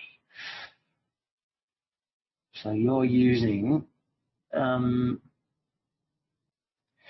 well, I mean, that area makes sense with all these targets, I think. So if we simplified the chart, gave it like a 10-minute, maybe a 15-minute, and we're saying, breakout follow through. Okay, well, any bears that wanted to fade that probably going to give up. Measured move up to this range and close the gap. That all makes sense, I think.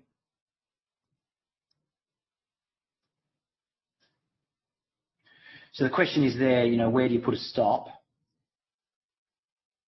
for those targets?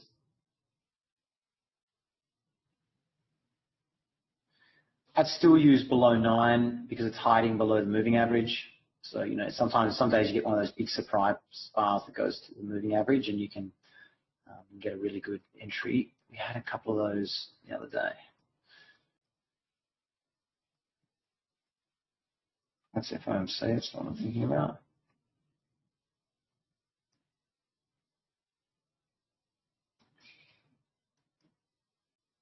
Oh, cool story, Tim. I'll find the chart in a sec. So 5 bull bars. So by the close again, getting inside bars. So it's sideways. So it's you've got to be able to sit in the trade, you know, for 4 to 6. Alex, mate, that's a great, you know, great comment. You know, anticipating reversals. It's such a difficult habit to get out of as well.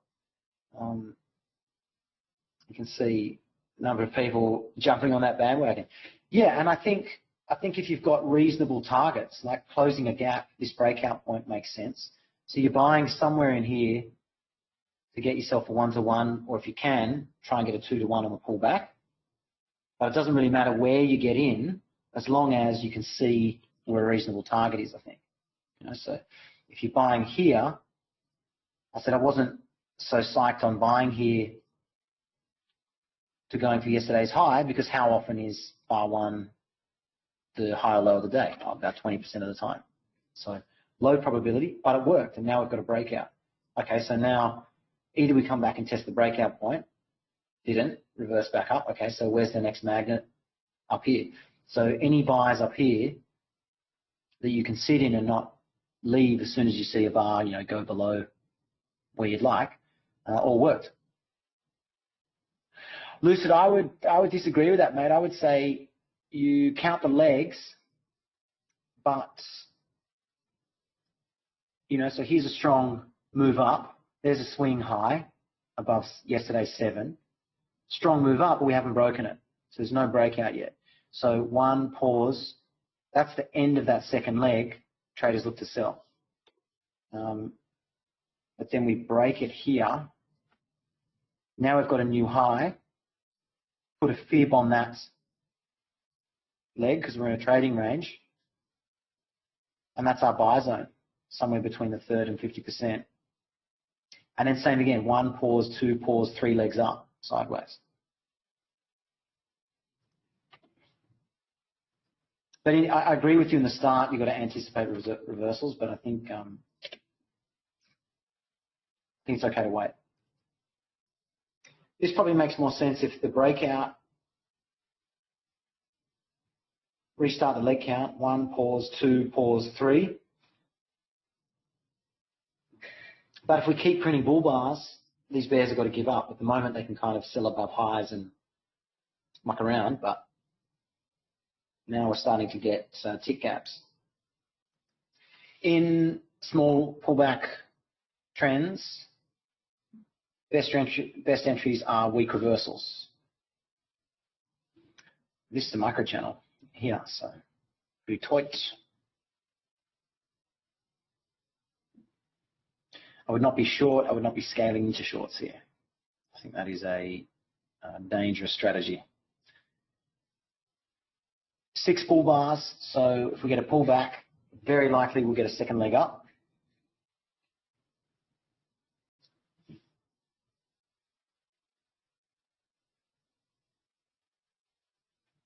You can see the moment it closes, that was quite big, 75.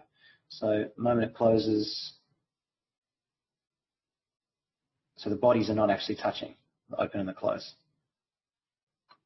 If you weren't on the road to Walmart, would you be trading the 1 minute chart?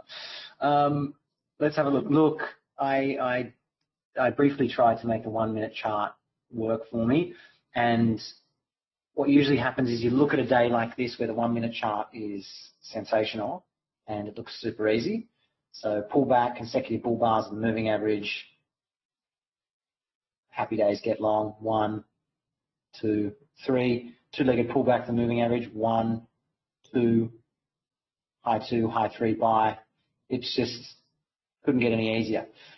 Trouble is I can find just as many days where it doesn't do that.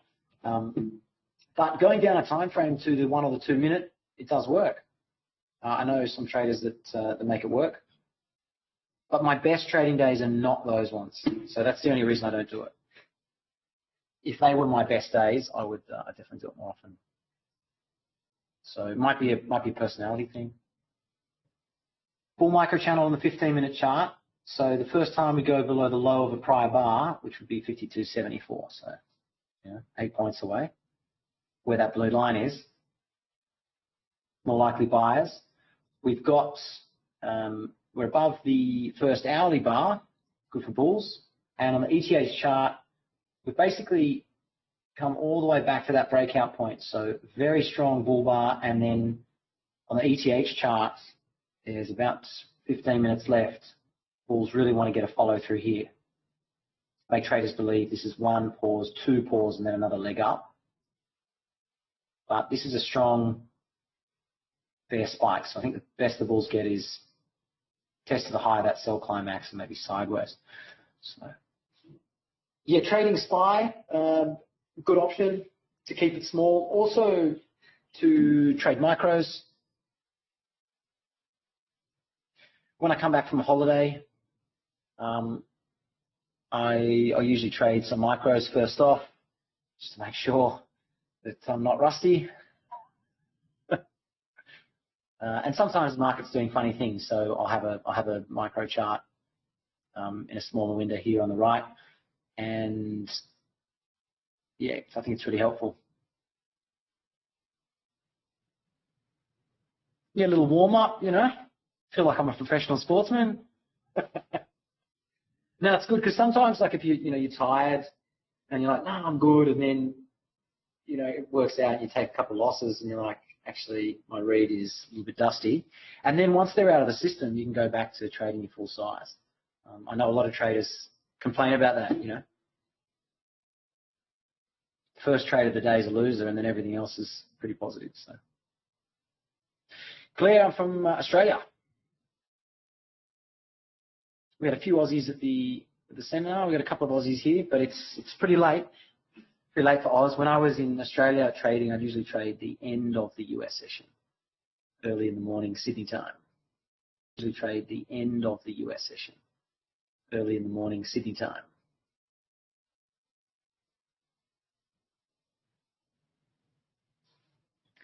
But Asian session can be pretty challenging, I think, if you don't enjoy trading ranges. If you like trading ranges, it's great.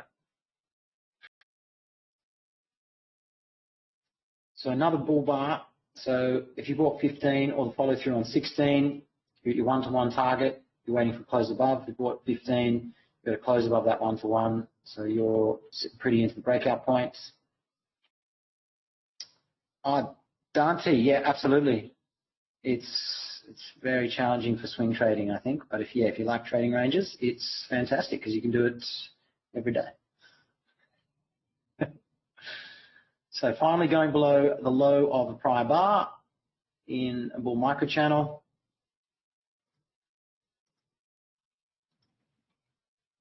This is not a good place to sell.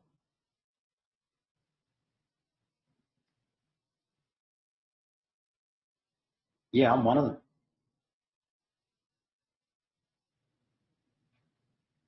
All buyers below. I got a question earlier in the week about like measured move targets. So measured move targets have nothing to do with my entry. They're kind of structural on the chart. So for example, if there's a measured move target from 9 up here, one tick miss, that's common. So we're probably going to pull back and then touch it. But if I get filled somewhere here, I've still got to use the measured move from the chart, right? I don't just draw the measured move from where I got in. So 15-minute chart, many bull bars. So we're expecting buyers. Is that below the low? I'm going to zoom in. In this zone here, measured move based on 7 still possible. That's 52.86. I've got so many targets up there. I'll just leave what's there. I think there's a couple. One is the adverse move against 7. So say you buy the close. This is your actual risk. 2 times actual risk is up there. 52.80. 80.82. I think all that's pretty possible. It's just magical when it happens. So Al says if it goes a scalp distance below the low of any bar, you should exit. So if you're cheeky and you like trading limit orders, you put your buy order a couple of ticks above that point. DLJ, that's what I'm saying here. So see how if you sold below 21, which is a bull bar, you'd need one more tick to exit your trade. So what Al's saying is, if we go one tick below there, that's where the stops are. So if I'm a bear scalper, I need to sell and exit before that point. But I'm a bull scalper trying to get long in a bull trend. So I'm putting my order slightly above that. And what I said earlier, and I should have kept it on the chart, is where we got another lot of consecutive bull bars, new high follow through. So I said earlier, and I should have kept it on the chart, is where we got another lot of consecutive bull bars, new high follow through. So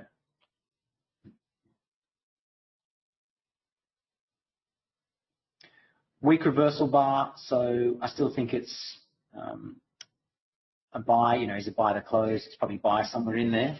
You're either long and waiting, or a second entry short to get out. Second entry short to get out.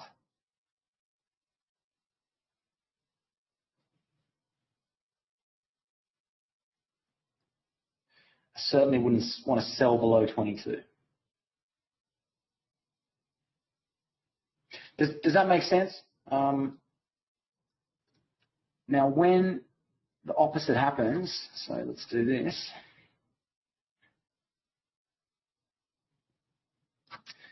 So 43,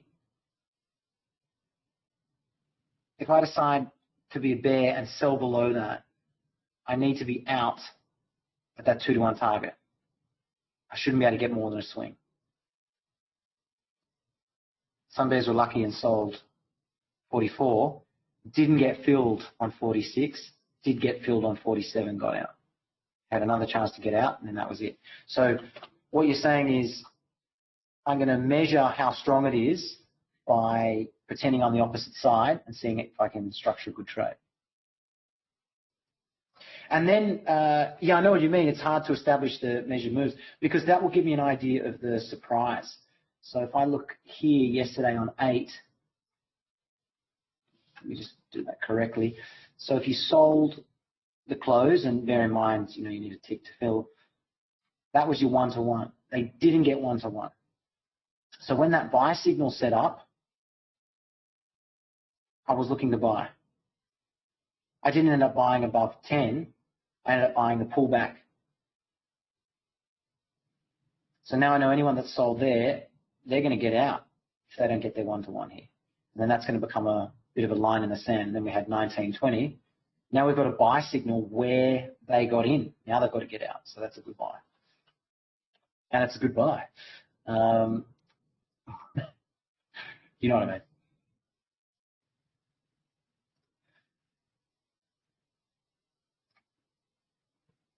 Same again, if you're long here, you put a stop 1 times away, maybe below 64 because it's just there.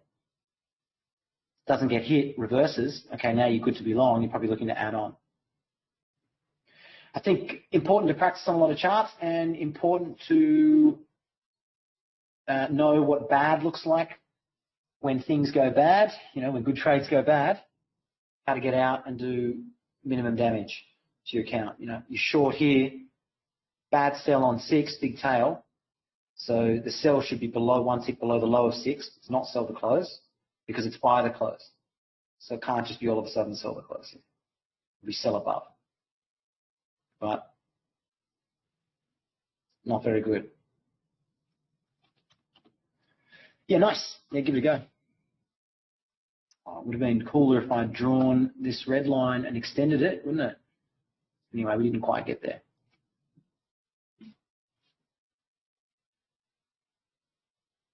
If you find you're drawing targets, you're drawing lines and measured moves and they're missing, that can often be a sign of urgency. You know, you're waiting for the pullback, you miss. You wait for the pullback, you miss. This is a sign that everyone's moving their orders up, trying to get in. That's a good sign that we're going higher. The opposite happens in a trading range here when everyone gets filled. You know, you can buy below this, you can buy below this, you can buy below this. Everyone's buying below everything. The only people that missed out are those people putting an order below 18 and the 9 close. Those bears missed. So there's your sign of urgency. So if everyone's getting filled, I'm in a trading range, I need to wait for 2 legs or a deep pullback or a breakout pullback and look at who's missing. The bears wanted it to come down so they could get out, never got it once, never got it twice. Oh.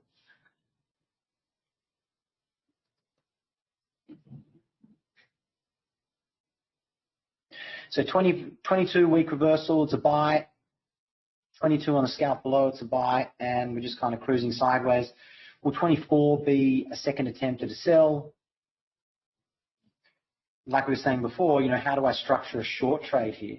Where do I put my stop? Stop at the breakout point, okay. So I sell 22 with a stop there, going for the moving average. Terrible signal bar. You know, you probably need like 4 to 1 on that to make that strategy work.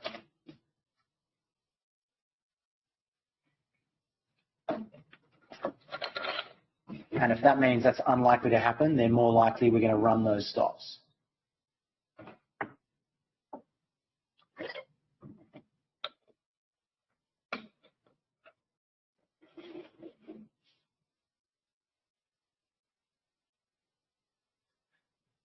While we're waiting to hit some targets, what are common mistakes that people make? Maybe it's something you're trying to fix in your own trading, you're not sure how to get through it. Interested to know what people are kind of going through, and then we can kind of workshop it. Oh, brilliant. Market updo, great question. Market replay.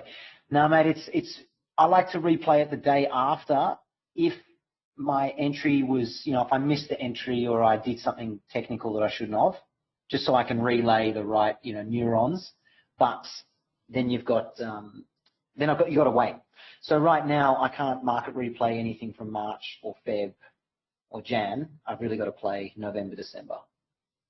So it's really important to download the market replay once a week, you know, once a fortnight, because it's, yeah, you got to practice the ones back when you've forgotten it. I mean, even December, I'm pretty familiar. Like if you showed me an open from December, I'll probably, you know, replay it very well. Another thing I do on NinjaTrader is take bad trades, see what they feel like, get a real sense of what a bad trade looks like. Okay, so selling 14. Selling 14 instantly works and then reverses. And that next bar, your entry bar, closes on its high. That's what a bad sell looks like. So now you kind of train what the bad looks like. So if it's not that, you can usually stay in. So, you know, you sell 9, it never goes below the 9 low inside bar. And then when 10 closes, instantly goes above that bull bar.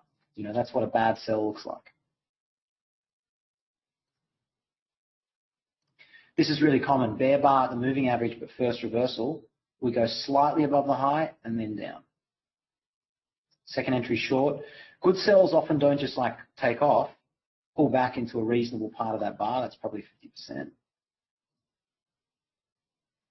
Yeah, there you go. So as soon as it goes up to 50%, sometimes your orders don't get filled or your contracts don't get filled because it just shoots out of there. Shoots out of there.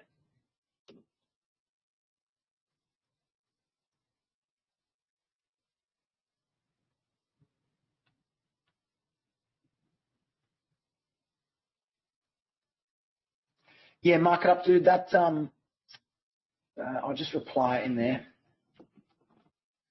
Yeah, I think reps. I mean, it works with building the body. It works with learning a language. It works with pretty much every sport.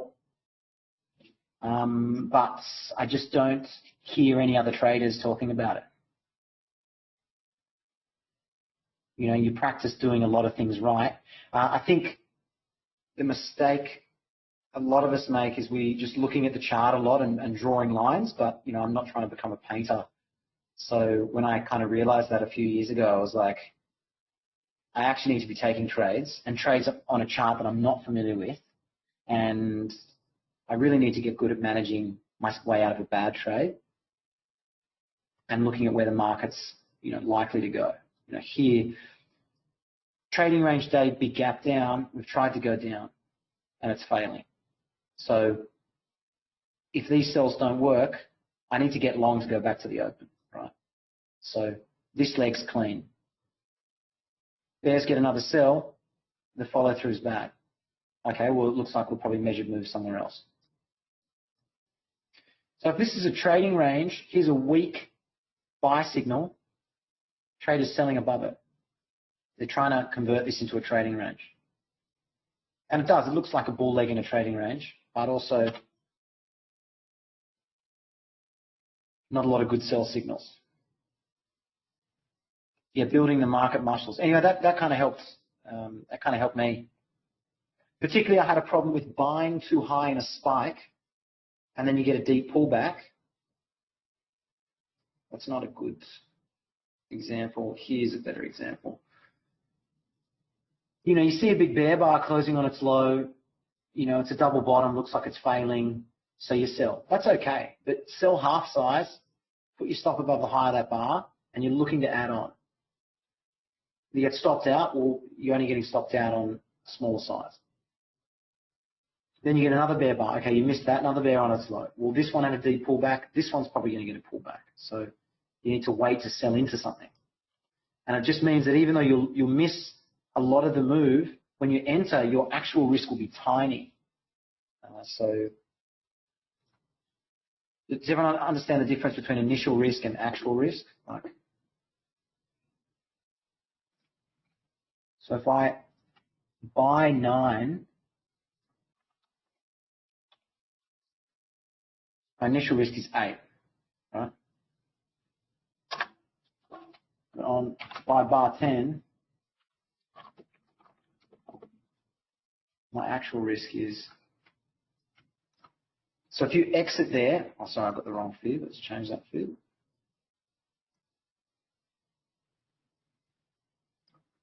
So this is 2 to 1 of actual risk. And Al covers this in his course a lot, and he says it's reasonable to exit there because the maths is right, but it's often not the best place to exit. Usually better off going for half to 1 times initial risk, which is where we are now. So you buy around here, this is about 1 times initial risk.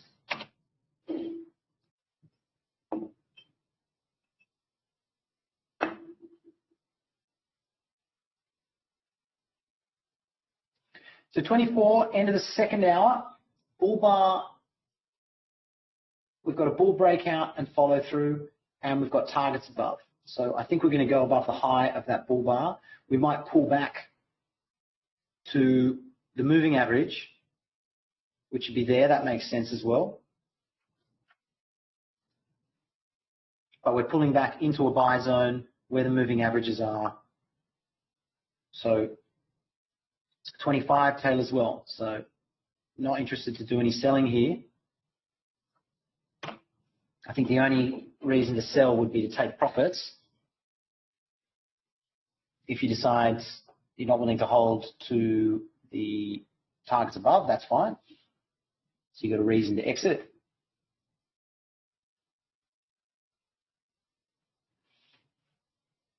But the high probability is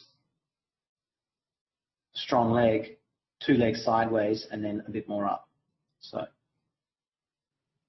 you know, first bear bar below the moving average, buy zone. First bear bar to come back and test these trapped bears, it's a buy. Oh, thanks, good things for your question. Let's have a look. I'm pretty good at letting winners run. Well, mate, good for you. That is awesome because that's something I had to really train to get good at. So that is excellent. Oh, and you're saying you're talking about scalping. Yeah, it's hard to get both. How to train myself to scalp when appropriate. Ooh.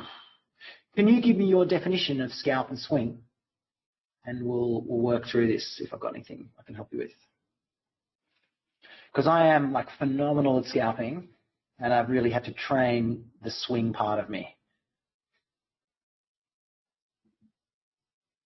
And so I felt like a real imposter because, you know, the whole course is about swing trading, and I thought I'm really good at doing the stuff I'm not meant to do. And why can't I just do what the course is telling me to do? I was like, it'll work, so, you know, no problem. But I think Bud Fox asked earlier, you know, how do I stay in for a bigger target? Well, I mean, if you take the Tim Stout approach, which is, you know, use the 15-minute chart. So you're trading the 5-minute exactly the same way as you're trading the 15-minute, except your target's bigger. So that's how I think he does it. And he also used the hourly chart. For me, I like to use the OHLC magnets of the daily. So it's the same strategy, really. I'm looking for a bigger target based on yesterday's range or what was important yesterday to find measure move targets for today. Thanks, John. Do you know my moment of what's the word? Redemption was when I watched Al and Ali trade live, and they were doing a lot of scalping as well because it was an unusual day structure, and so they would do a lot of scalping. I thought, okay, sweet, yeah, well they're doing a lot of that as well, so it's all right. So, which is what I said to them at dinner, you know, and they and both of them were like, yeah, well the day structure was, you know, low probability. We had an outside up day. You know, in opening range reversal to a high of the day and then new low of the day. So both the high and the low happened, you know, after bar 40. So that was cool because they were able to adjust their trading style based on what was playing out, and they had expectations for it, you know, an hour before any of us were kind of really considering it, or at least me. I'll just talk for myself. You know, I think Al caught it on bar 3, and Ali was trading towards it kind of all morning. New high of the day and then failed breakout above, which was the day. Yeah, so new X20, yeah, it's a good question. So when you're talking about risk, we're talking about it in a static environment. So this is the risk at this point in time. So I buy 9, I put a stop below 9, 1 tick below the low. I buy the close, so 1 tick above that close, or I buy a tick above a high of 9. That is my initial risk on the trade. So that's my initial exposure.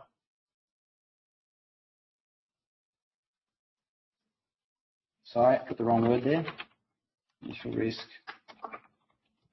And this is really important because occasionally, you know, someone sends a tweet, you know, there's a photo of a famous place that's on fire, you know, whatever it is, and the market just whoop, instantly takes you out of that trade. So, you know, the probability is very low, you know, maybe 1 or 2% of the time, but occasionally that stop will be hit. So it's not okay to have an initial risk that's bigger than your, you know, risk parameters. So I think 1/4% to 0.5% of the account is appropriate. Or if you've got a larger set of capital but only a certain amount in the account, you know, you do the math. But, you know, a couple of times a year you place a trade, it just instantly hits it. So it happens. But the moment that trade progresses, now the risk has changed. There's only a small adverse move here. So some traders will use this as an indication of where they're going to get out. Sometimes the bar just takes off and then there's no adverse moves, so you only use a signal bar. But I can't remember what video it is. You need to see the course for the measured move.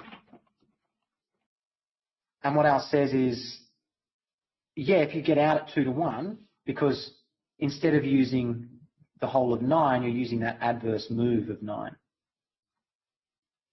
So if you get on 12, that's a 2 to 1 of actual risk. But the problem is the context is breakout, pullback, second leg up. So there's actually much more on the table.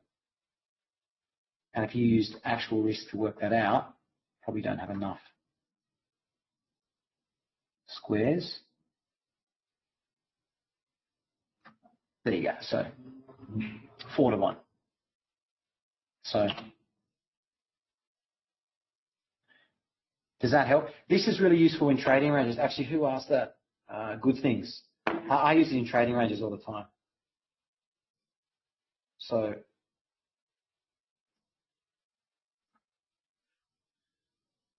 let's say you buy 21, it pulls back. The 1-to-1 is of that adverse move. That's where you get out. And that's where bear's short. See that?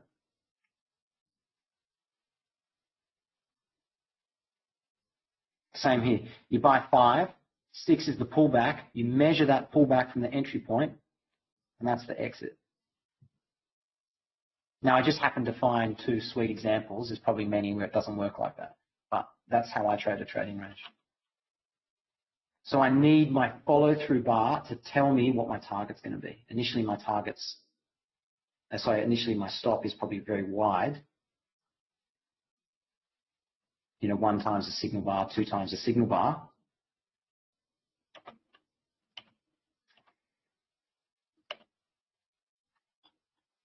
Anyway, some interesting things to take a look at. So going sideways here, so bulls need to get above 26. So it's the first bear bar in a bull micro channel. So pretty ordinary sell down here. Anyone selling down here is selling at the moving average in strong bull spike and channel.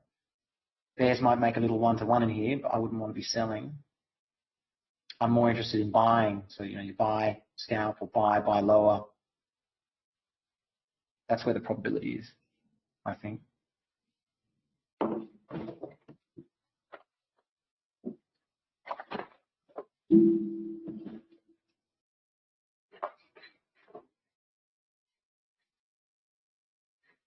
On Noob, I like your answer. Is the pullback delta, knowing that in our detail, the minimum target. Initial it was 7.5.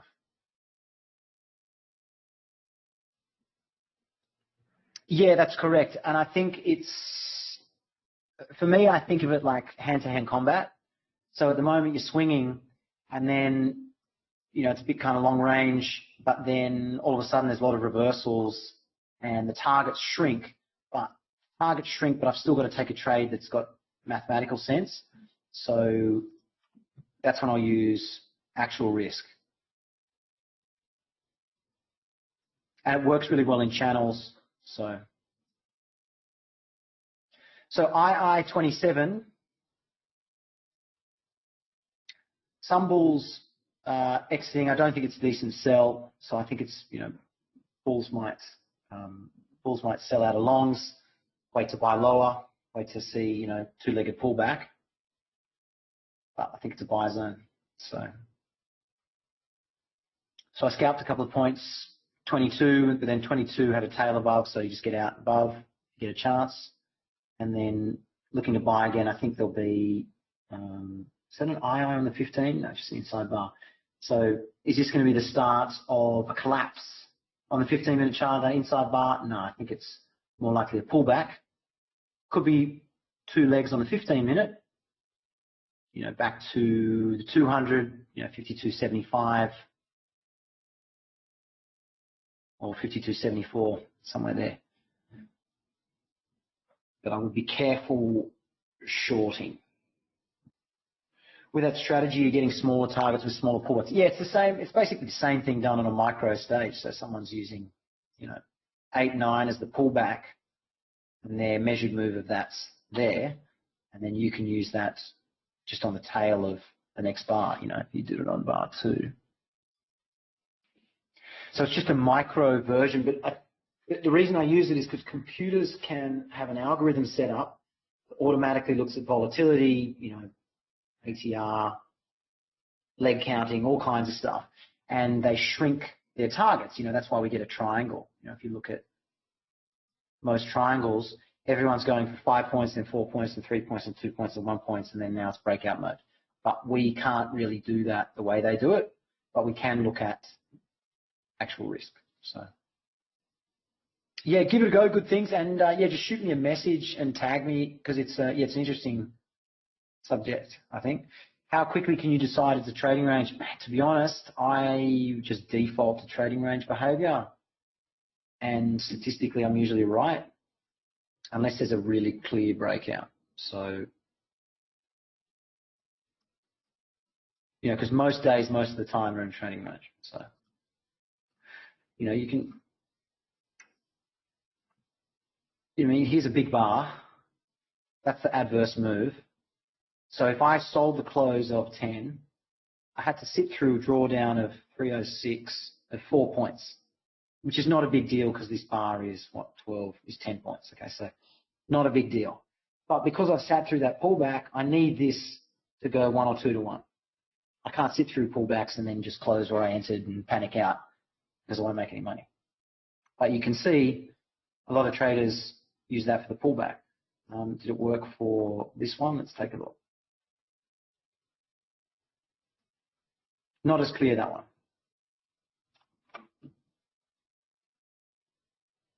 Scalpers see more trading ranges, yeah. And if we can't see one, we'll just find a smaller one. So, but I modify it. So, you know, if I'm looking at this as a trading range, I'm still not looking to sell low. I'm just looking to buy low. So I'll pick which side I think the champions are. So if that's the moving average, I'll trade it as a trading range, but I'm still looking to sell high, still looking to buy low, but won't buy high. Now we break, now it switches to two-sided trading. But my preference is buying.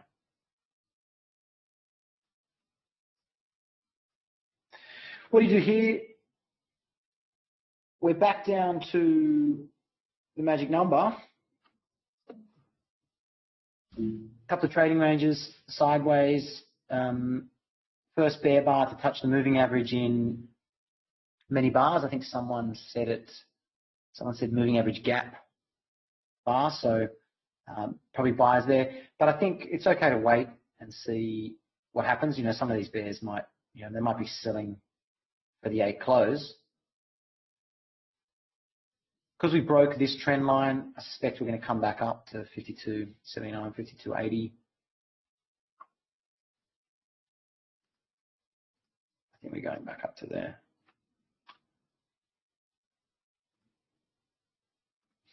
I didn't have a limit order sitting here yet. I'm just going to wait for this close and see what happens. Looks like a lot of bulls are getting out.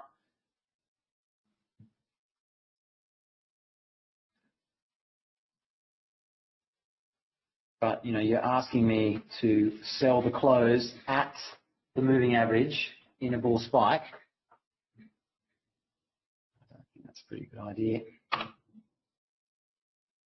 So depending on how you see always in long, whether 7 was enough to convince you always in long or the follow through 9 or 9.10, somewhere around that area, it was very clearly always in long.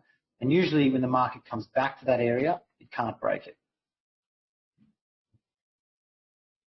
So good bear bar 29. But if you look at all the sells up here,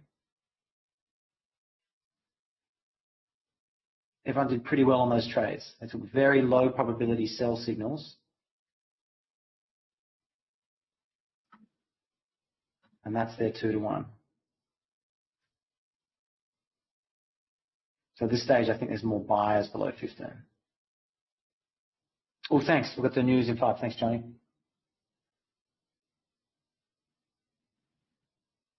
I think it's too low to sell at the moment. We said earlier, because we're in a bear trend, pull back to the moving average, bears want a sell signal, but we have very strong pull bar with follow through. So I think more likely this has got more up, but it might start from down here. 15-minute chart, very strong bull spike, broke a trend line. So I think more likely to have 2 legs sideways in the trading range. Could 30 do something to make me sell here? No, I don't really want to be selling in the middle here at both moving averages. I mean, I don't like selling at 1 if we're always in long. This pattern, I think our calls a spike and climax, where you have a kind of a weak start to a leg and then a very strong ending move, as opposed to a strong start and then a weaker second part. And my understanding is that you have relatively weak signals that work, and those traders that took a low probability signal suddenly have 2 to 1. and that's where they need to get out. So they that usually stops the move going much further. Whereas in a trending environment,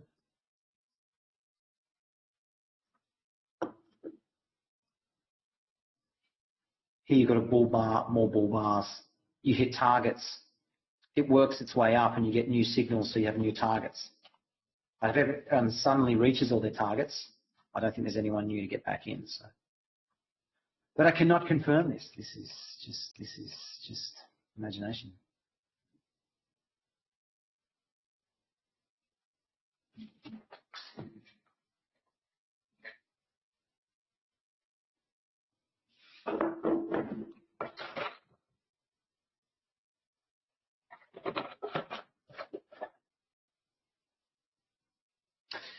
Okay, Royal, so I just saw talking about NAS.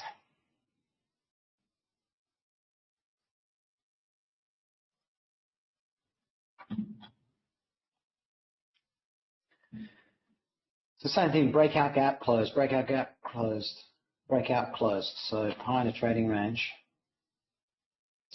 breakout closed. So high in a trading range.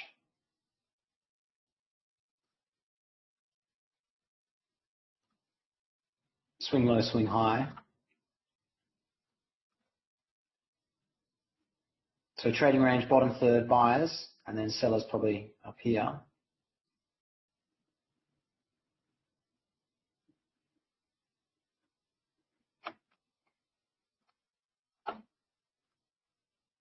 Well, NASDAQ, it's really taken off. So same thing. I'd be looking somewhere here. Off. So same thing. I'd be looking somewhere here.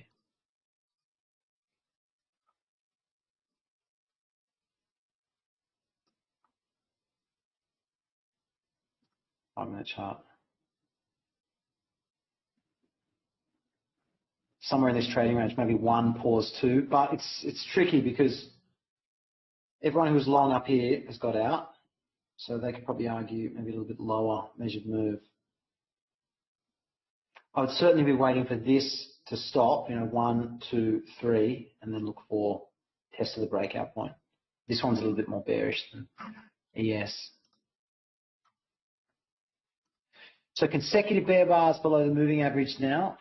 So what do you do here?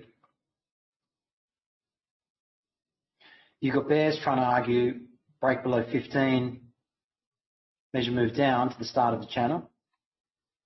And it looks like the bull's getting out.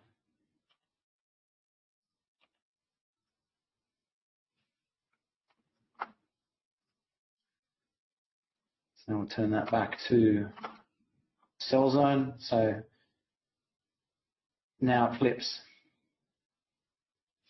All these buy zones get broken. So now pull back, probably second entry sell. Trading range behavior. Sideways for 6 bars, strong breakout, bad follow through, couple legs out. Didn't get all the way to the target, and then deep pullbacks.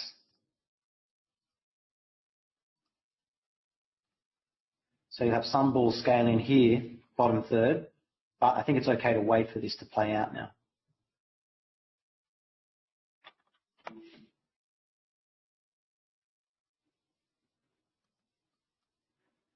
Can you argue always in short? For me, I just say trading range. We've been always in long. We spent a lot of time with the 200. We're probably coming back to this 200. So someone, I think it was Lucid, was asking about these big bars. So you can see if a trader sold that big bar and sold half a size up, and they're willing to scale in, they did all right. But it's pretty scary.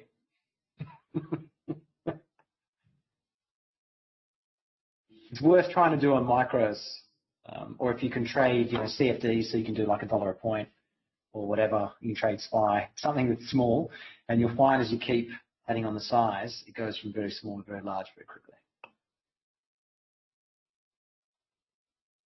And you can go from your miniature size up to your regular size very quickly. buys very quickly.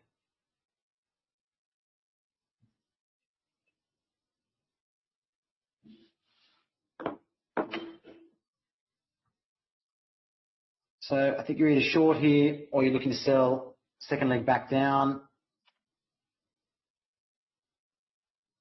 We raced through that buy zone.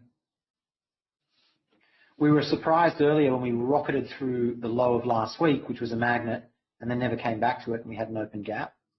Someone asked, can the bulls keep it open? And I said, yeah, I think so. Pretty solid. Breakout, but looks like the bears will get down to close it. So this could all end up as a wedge bear flag.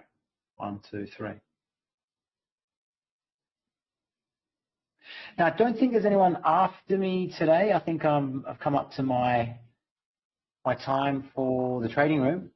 But hey, I really appreciate having the chance to jump on and host the trading room. I think it's a great way to learn trading and also to share in the community. So thanks very much. Really appreciate you guys having me.